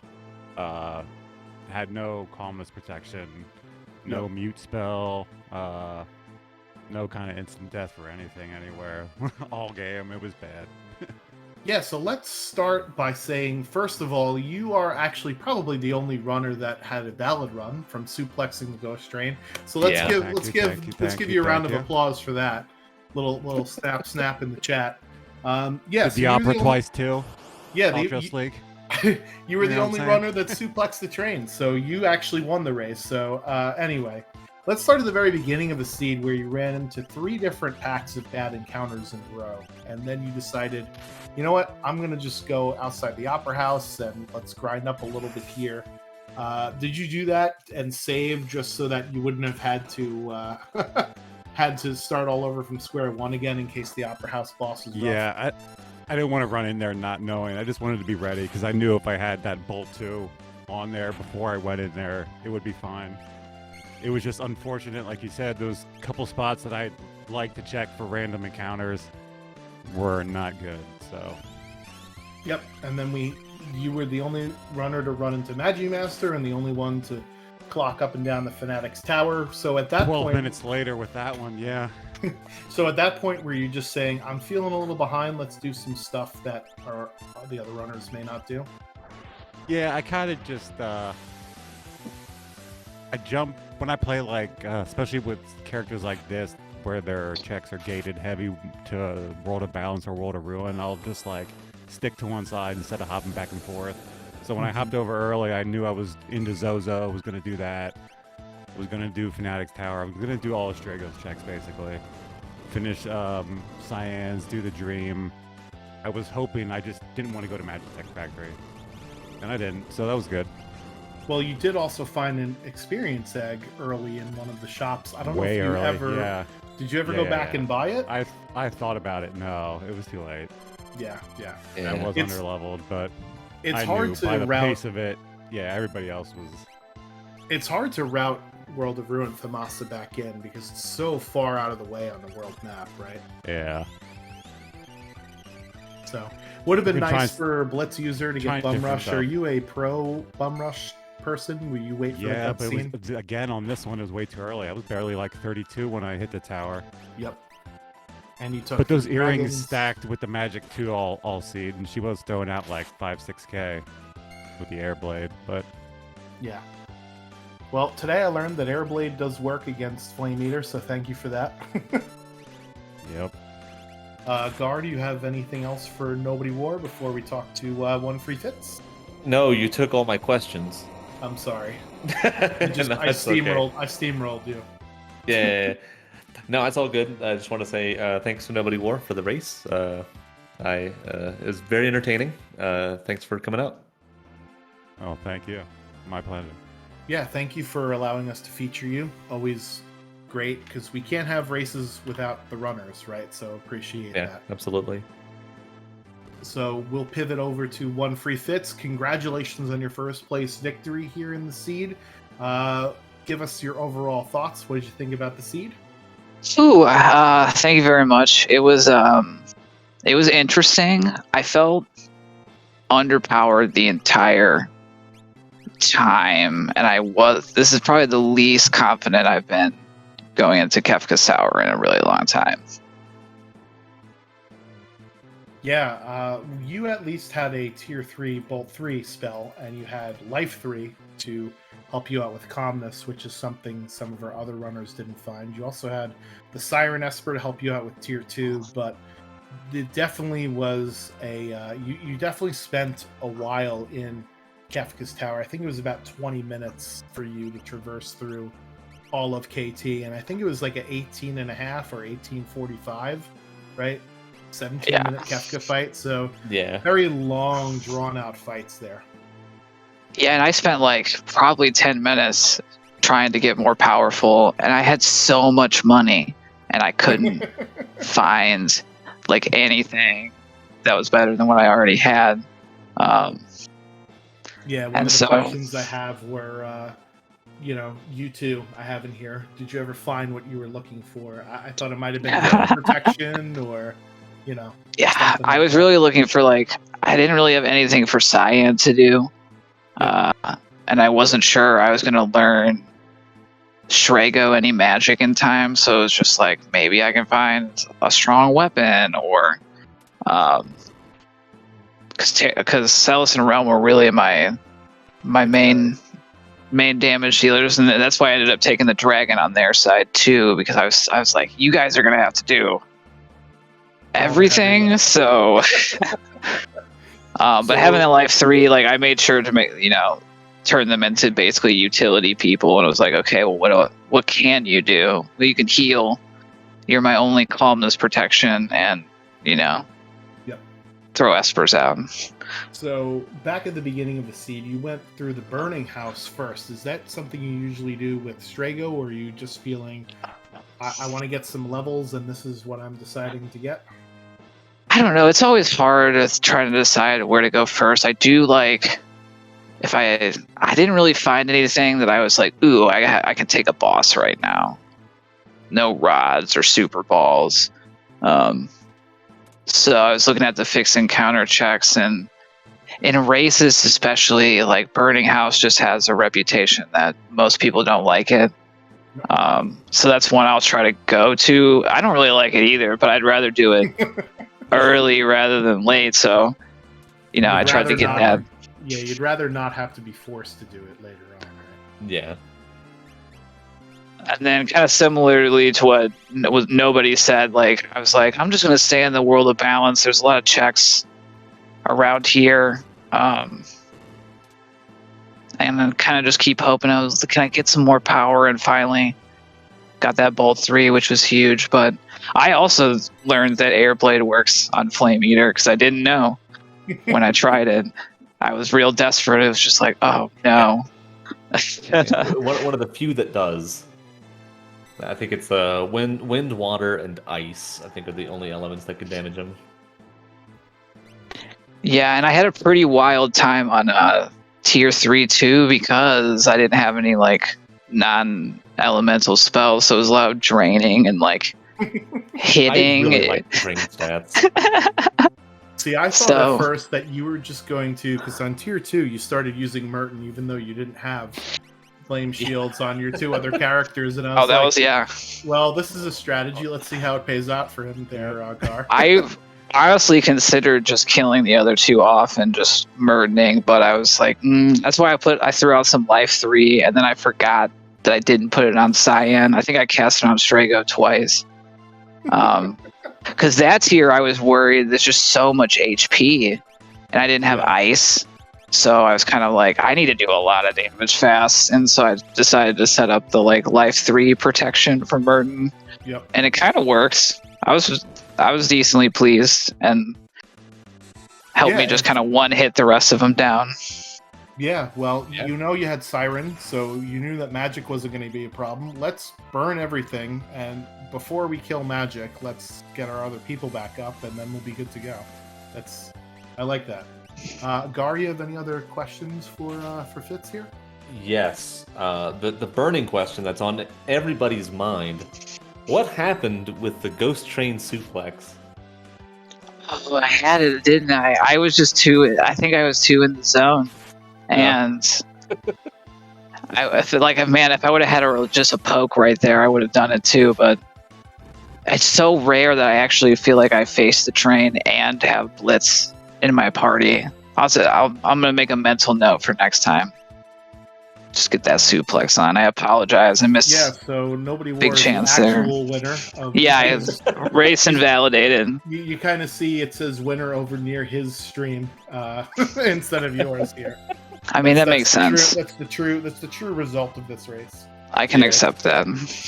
And he defeated Magic Master too, so that's double Whew.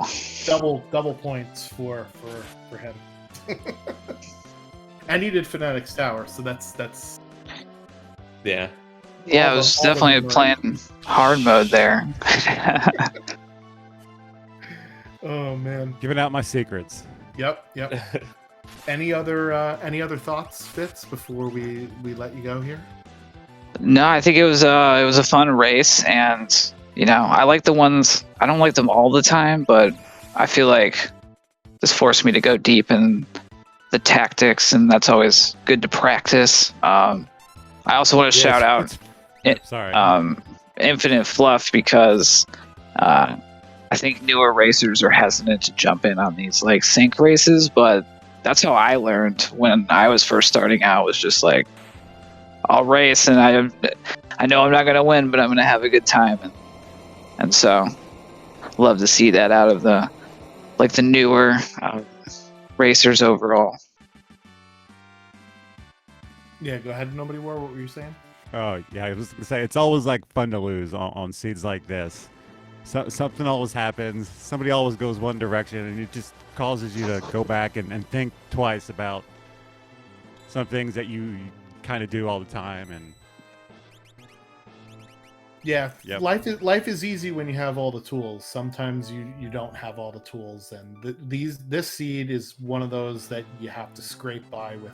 I what you literally, have. I was going to. I found like a warp stone in the first chest I checked in KT, I think, and I'm like, oh, is that a sign? Should I get out of here? Yeah, it was telling me the right thing. Yep, I must go. My people need me. Yep. So, yeah, the interesting thing is that Infinite Fluff went on a kind of different direction. He got a lot of characters early, so he ended up getting 10 of them actually for Skip. So his fights are a lot harder than the fights that you guys did, because he also did 3 dragons. So that is part of the problem, is that even though Skip allows you to save some time, he was pretty walled by Haydn, but he finally took care of it. Now at 154.05, he is on the switches, so we'll see how he deals with his final fight. Nice. So Yeah, especially if those extra bosses don't give you a lot of experience, so you're not getting levels to go along with the scaling. That can be tricky sometimes. yeah, we definitely saw an Ultros and Chupon in here somewhere, right? Yeah. I don't remember where it was. I do remember seeing it. Yeah. So that definitely doesn't help. We did have, some tools for Kefka, as I mentioned. Fitz, you definitely had more than what Nobody War had with regard to I could deal with magic, and I could use Phantom and deal with tier 1 pretty well, right? And I have life 3, so I could deal with calmness, but it takes time to set all those things up too. So Yeah, that's true. Tier 1 is a lot less scary with Phantom. I, for the longest time, wasn't really doing that a lot.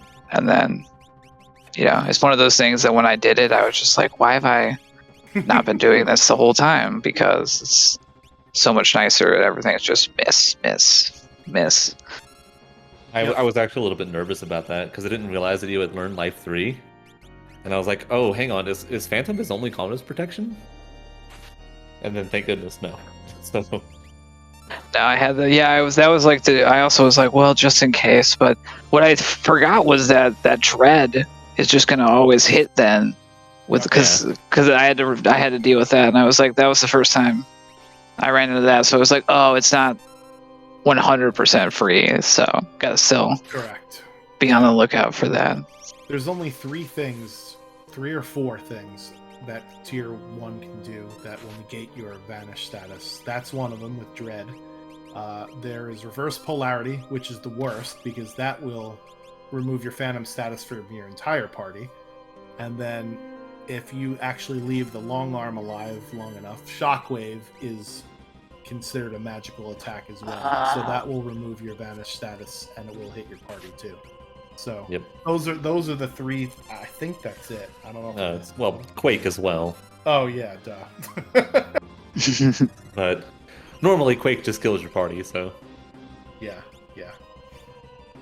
Which is basically what happened to Nobody War. It was a Quake plus a counter, I think. Yeah. It was a Quake plus another hit, and that was the wipe at tier 1. He's like, you know what? I've had enough, and I don't blame you. You know, when things stop being fun, then you should just stop.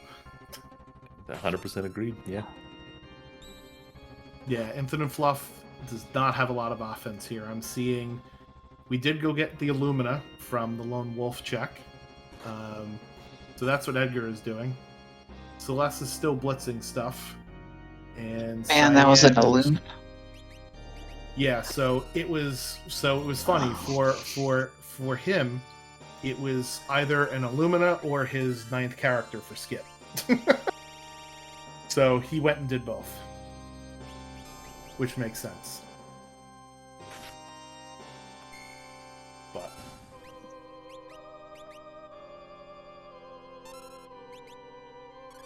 so yeah, if you do want to learn all of the ins and outs and fun secrets, we do have a Discord there. It is in the chat.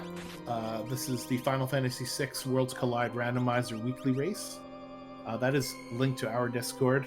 I will yell at you as soon as you enter. No, I'm just kidding. It'll be fine. Come join us and come hang out, and we'll teach you the ins and outs of this game. I know that I used to play a lot of Super Metroid and Legend of Zelda Randomizer, and I got into this more because I'm not good enough in those games to keep up with all the tricks that have come out. So that's at least how I got started. How did you guys get started in this? Gar, how did you get started on this game? Oh, so I'm a GDQ convert. I saw the run at SGDQ this year, and then I guess it was like a week or 2 after that is when I first started playing this rando. And you're already in the commentary booth. Look at you. See, if I can do it, anybody can do it. That was when, in June, right? It was July, yeah. July? Oh wow. Okay. Yep. And Fitz, Yeah. I know that you were here before then, weren't you? Yeah, I think it was like maybe a month or 2 before that. I want to say I just like stumbled upon it, maybe like one of the SpeedGaming races, because I didn't know there was a randomizer for it, and I too had messed around with Super Metroid and Legend of Zelda and was like, oh, I'm not good enough. This requires too many tricks. And I think one of the big things that was appealing about Worlds Collide is there's not really a whole lot of like skips or like speed running techniques that a person needs to learn. It's really just like knowing the game and Right, it's not figuring out the mechanical tech, it's game knowledge, yeah. Like the feel elements, a lot more feel. Reading the tea leaves that the seed's giving you. Which does sometimes make it harder to explain. I guess you do have those decisions in other randos too, but not nearly as much. And I guess, for Super Metroid and Legend of Zelda anyway. Those are more key item hunts versus this one is just not at all. It's just very different, which is one of the other things that I love about it is you can have so many different ways to skin the cat, if you will, right? Yeah.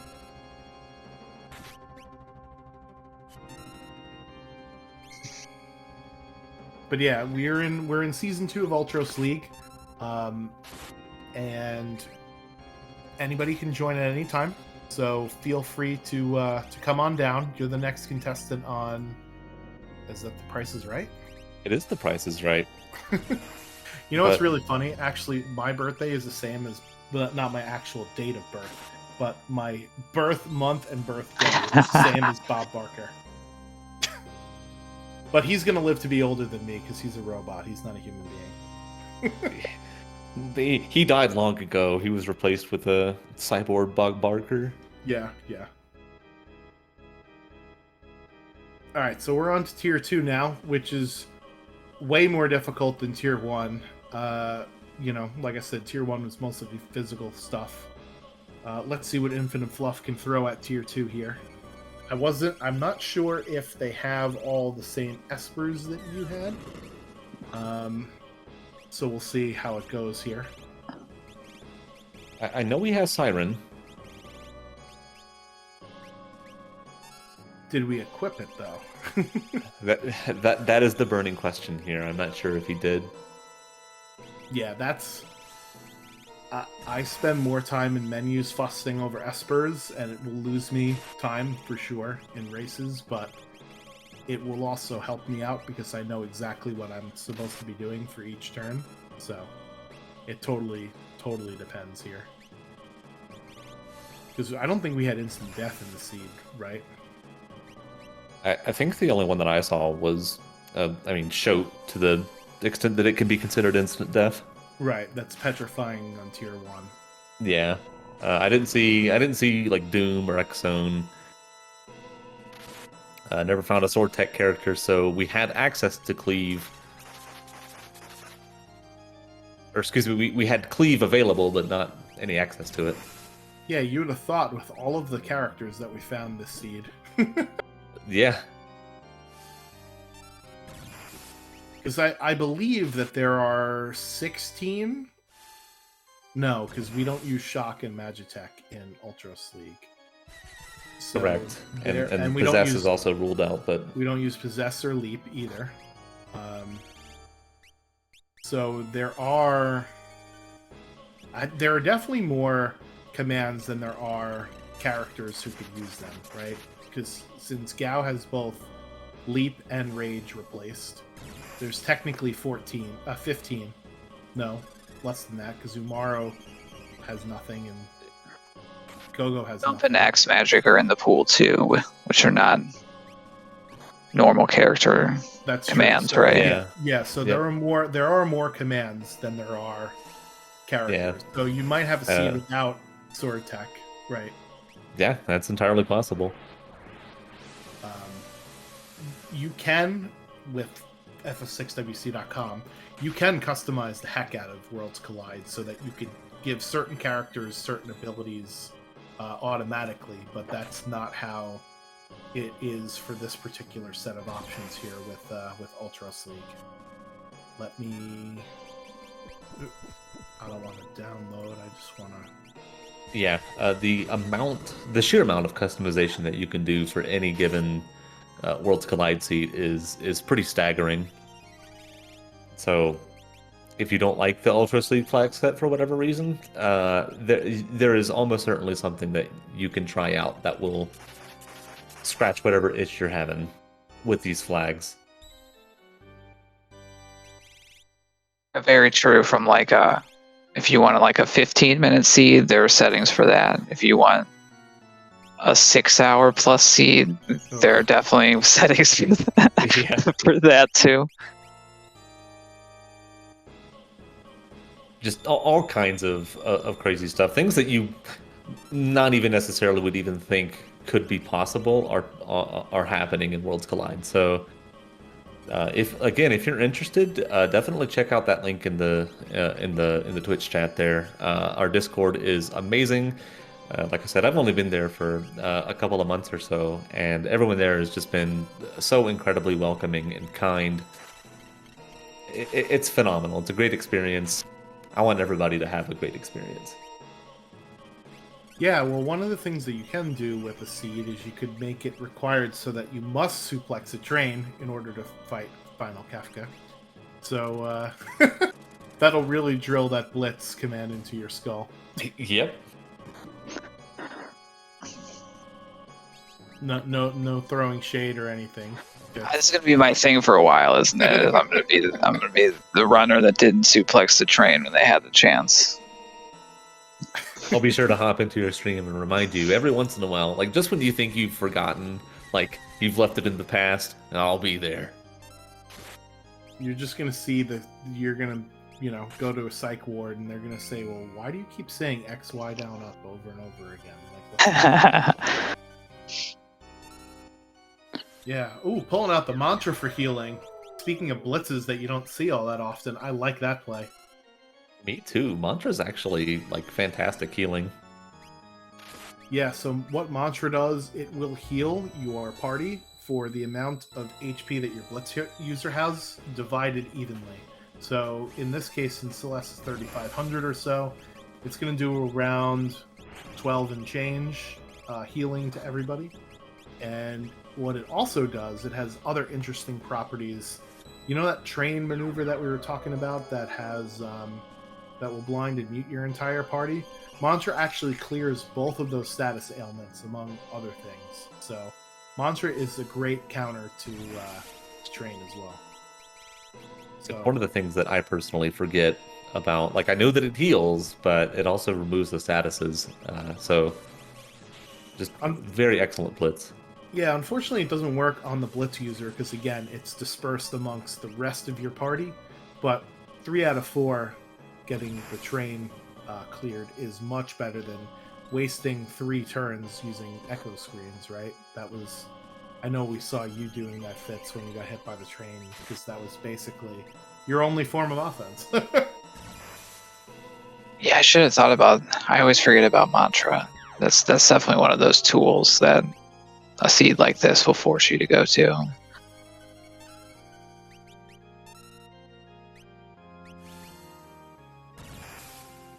Yeah, I gotta say, Infinite Fluff is really showcasing the spirit of General Leo here, and not giving up in this tough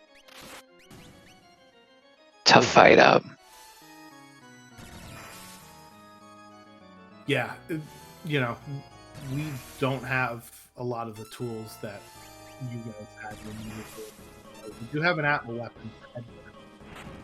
Atma weapon will do damage based on your level and the amount of HP your character is missing. So right now, Edgar is missing a lot of HP, so he's not doing as much damage. However, a monster will certainly. The weapon also benefits from being in the front row. It does do half the damage in the back row. Well, it's not actually half because it does the damage calculation of your level minus your HP after doing the row formula. But still, in order to get the most effectiveness out of your alpha, for an Illumina, like what Les is using, it doesn't matter what you're in. It can be in either row. And actually, I'm wondering if Infinite Fluff is going to try and capture or steal one of the big boy swords on Tier 3. That would be fun to see.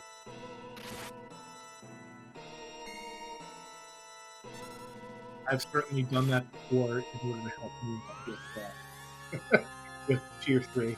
Oh, I don't have anything that's non-elemental. Let's try to steal one of these swords and hit somebody, right? They're really getting a lot of good use out of that runic too, catching a couple spells. Yeah, so I think earlier in the seed we did see Nobody War use runic a lot when we had that Magimaster fight. So Magimaster was in Ebbets Rock, and basically how Nobody War decided to go about it was using Pummel, because it's defense ignoring, using Runic with Cyan, I think it was, to potentially absorb one magic attack, and Strago was just there to die. But the problem with Magimaster, it's almost like the people that programmed this game knew what they were doing for the Magimaster fight, is Magimaster will attack 2 times per turn on certain turns.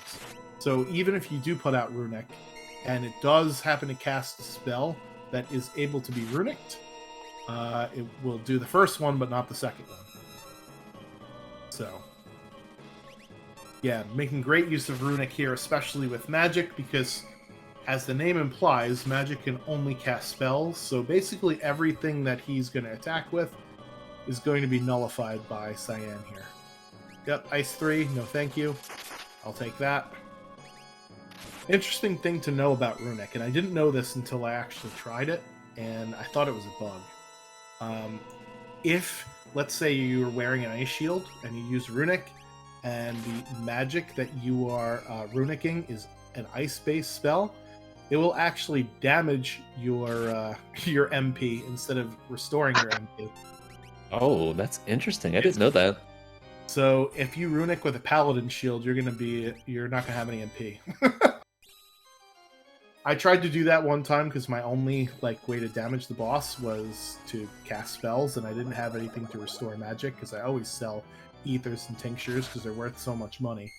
But I was like, ooh, big brain, let me use Runic and do it. And then I used it, and I was like, hey, why am I not getting any MP back? Wait, why are these numbers white and not green?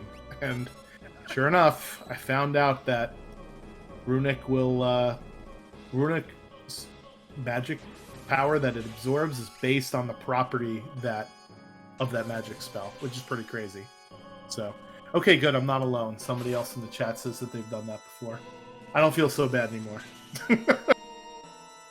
I mean, I've probably done that a lot, and I've just never noticed. Right, because you never needed the MP to cast something. You just did it defensively, so...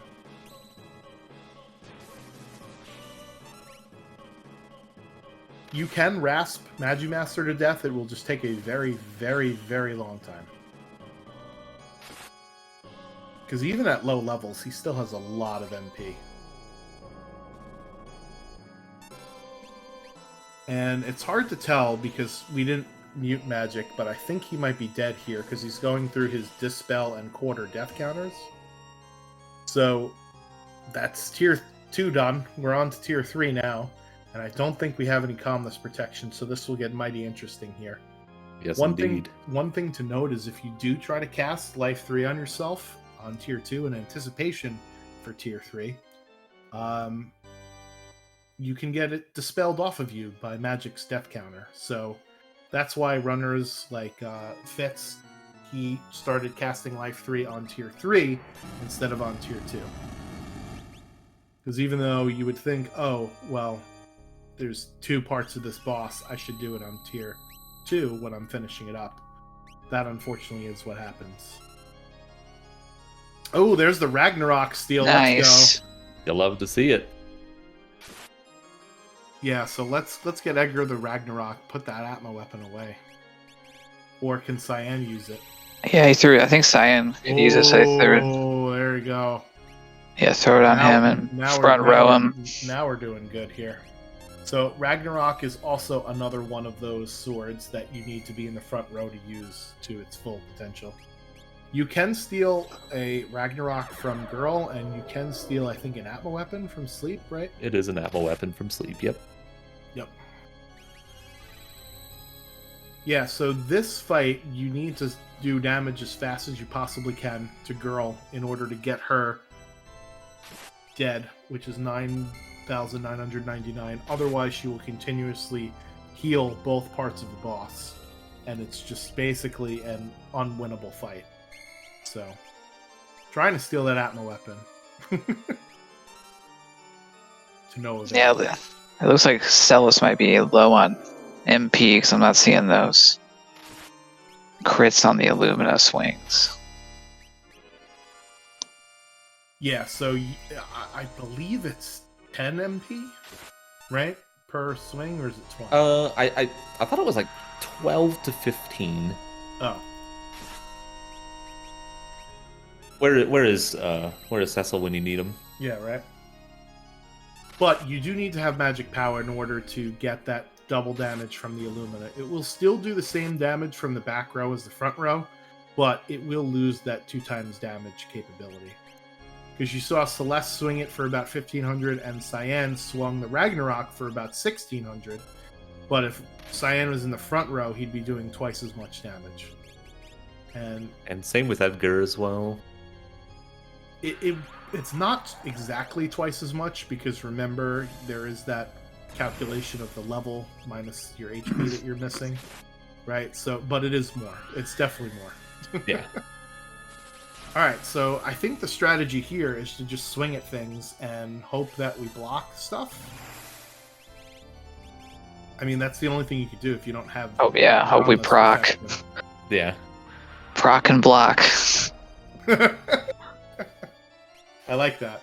Somebody should write that on a bulletin board or something.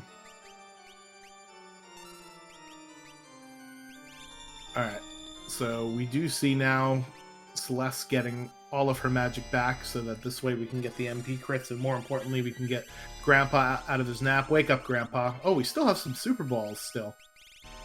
Super Balls, couple Phoenix Downs. Not a bad idea to start tossing them right here.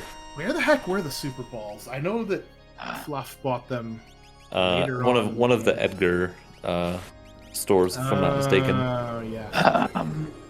So they were half-price Super Balls as well. Oh, I do see Life 3, so that there is some calmness protection there. Okay. Unfortunately, I think only one of his characters knows. Yeah, and I think it's Celis too, so...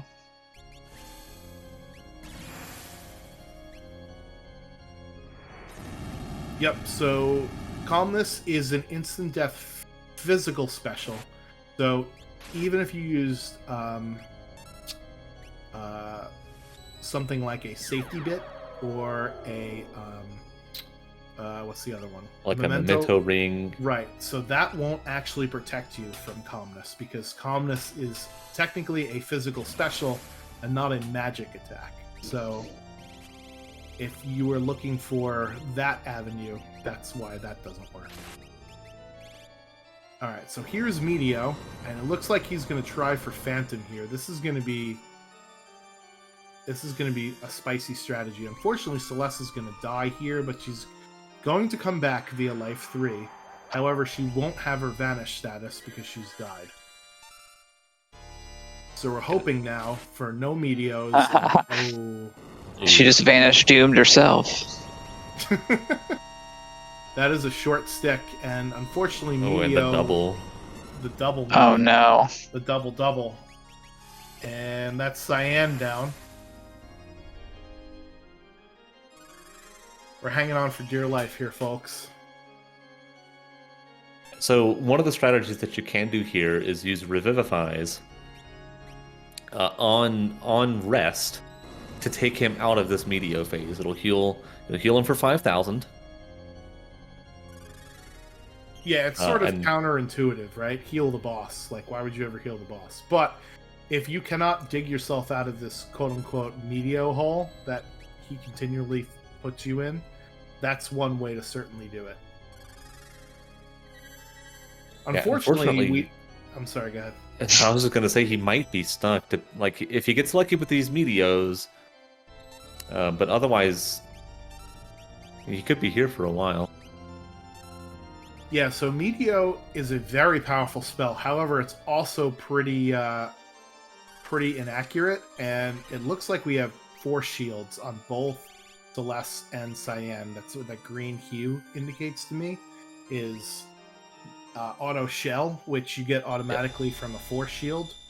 So that increases your magic evade by 50%, right? So that is probably what's keeping the two of them alive right now, is the fact that they're able to evade, and that's a triple evade here. Getting very, very lucky with these misses. So that's also a way to sort of dig yourself out, is if you get lucky. And there's a nice flare proc here. Yeah, like this is exactly what he needed. Grandpa's still dead, but whatever. Grandpa wasn't doing much of anything. Unfortunately, Cyan's magic power is Jeez. This is like the Final Fantasy VI Worlds Collide Jukebox edition. Unfortunately, Cyan's magic power isn't very high, so that's why that flare did actually even less than the physical attack. And we got an H-bomb coming out. Very nice slot there. Unfortunately, still not enough. Let's drop the hammer. Come on now. Oh, we're still trying to get Grandpa up. It's mission life alert here for Strago. Oh, another H-bomb. So, one thing you can do with slots, and he didn't pause buffer, although you could, is that H-bomb is only able to be hit on certain values of the RNG within the game. So, oh, there goes Edgar and Strago. But we're on to T4. We're on to it. Let's go. So with slots, the only things that you could hit with any RNG value of the seed are 7 Flush, Chocobop, and the Lagomorph. That's sort of the oops, you didn't hit anything, right? Depending upon the RNG value in the seed, and it's based on whatever frame the battle starts on. And there's no way to manipulate it in Worlds Collide because we have programmed some RNG programming into it to not allow you to manipulate the RNG in the seed. But there are only certain RNG values that the higher end slots can get to.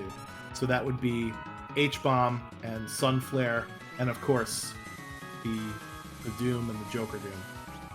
Right, so depending upon what your seed value is, you can potentially get some of those higher end slots out. I usually just mash all the buttons as fast as I can, because 9 times out of 10 you get either the 7 Flush or the Chocobop, and that's normally good enough. So here's the Fallen one that we were talking about, and we do have Cure 3 somewhere. Somebody has it. Realm has Cure 3. Okay. And Saban's got Grand Train, but he's at a much lower level, so this is not going to do a lot. Yeah, his max HP is 1320 now. And worth noting as well, I think that Infinite Fluff is out of Phoenix Downs, relying entirely on that life spell that Celeste has. And Realm too, I guess. Yeah, Realm has Bolt 3. I'm surprised that Realm... Yeah, I think Realm got left unintentionally as like number 5, because they are really powerful. Okay, I've done that so many times. I always say out loud to myself 5 or 6 times who I want to take as the first 4. As the cutscene is going on. Yeah, for sure. I have a notebook that I write down my party in sometimes. Yeah, if that was the case, then I would have killed off Grandpa a long time ago. But I'm sadistic. So yeah, so Realm is pumping out the damage. Could you imagine how much faster this fight would have been with Realm in here? An interesting thing to note, if you sketch Kefka, you could actually cast Ultima, even in seeds where Ultima is not allowed. Really? Yeah, so... but Bolt 3 is doing so much damage, you might as well do the damage that you think you know versus taking a chance with Sketch, right? Yeah. He's got to be... Okay, I was going to say he's got to be close to charging Goner. Yeah, so unfortunately he can't play it loose because, as Gar mentioned, there's only 1 Phoenix down in the inventory.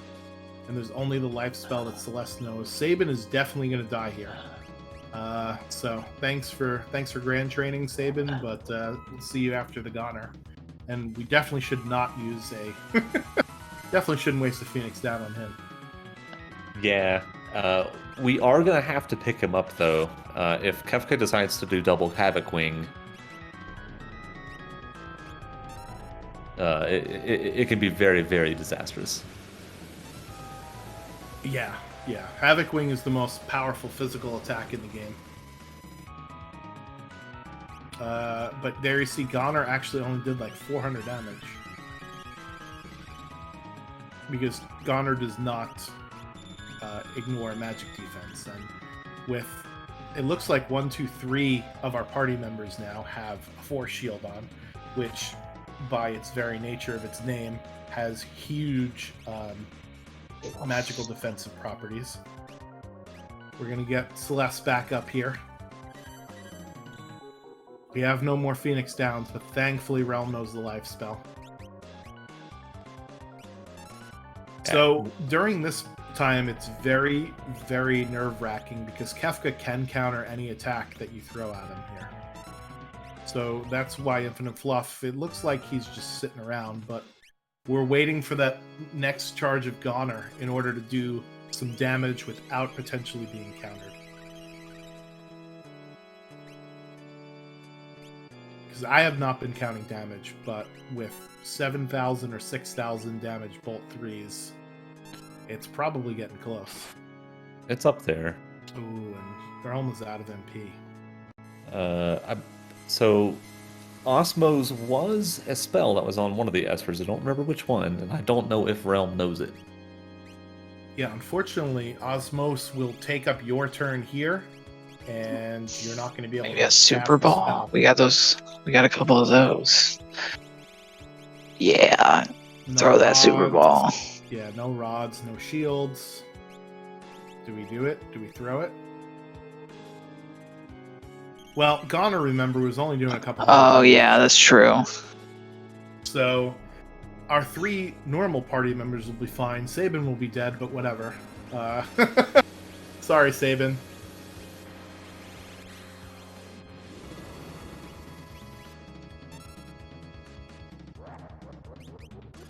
Yeah, unfortunately, Runic does work on Hyperdrive, but it does not work on Ultima.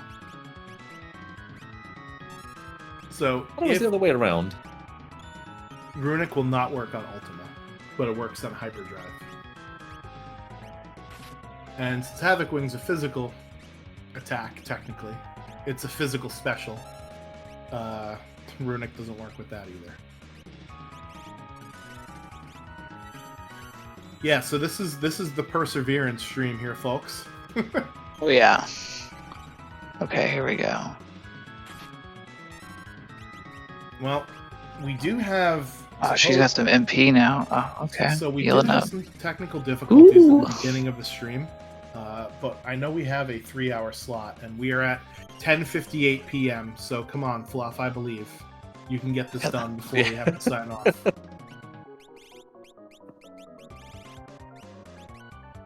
All right, healing up the party. Nice proc.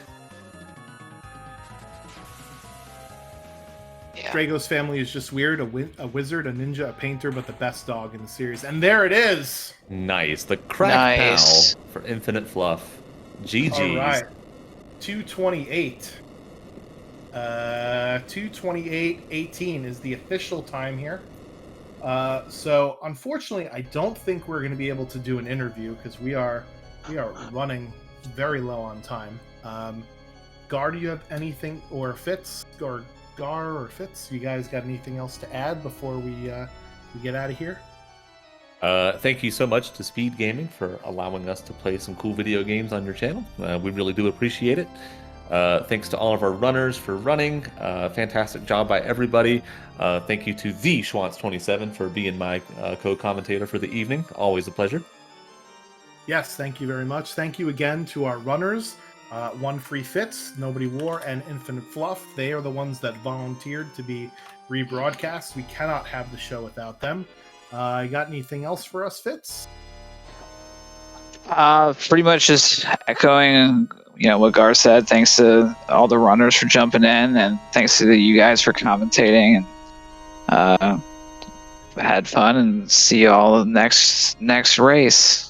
Yeah, so we'll be back at 8 p.m. Eastern Time at our weekly Speed Gaming slot. It may not be on ESPN or Speed Gaming 6, but it will be definitely on one of the Speed Gaming family of networks. So thank you very much, Speed Gaming, for helping us through our technical difficulties here and for allowing us a time slot and for hosting us. We'll see you next Wednesday. Catch you later. Bye-bye now. Good night.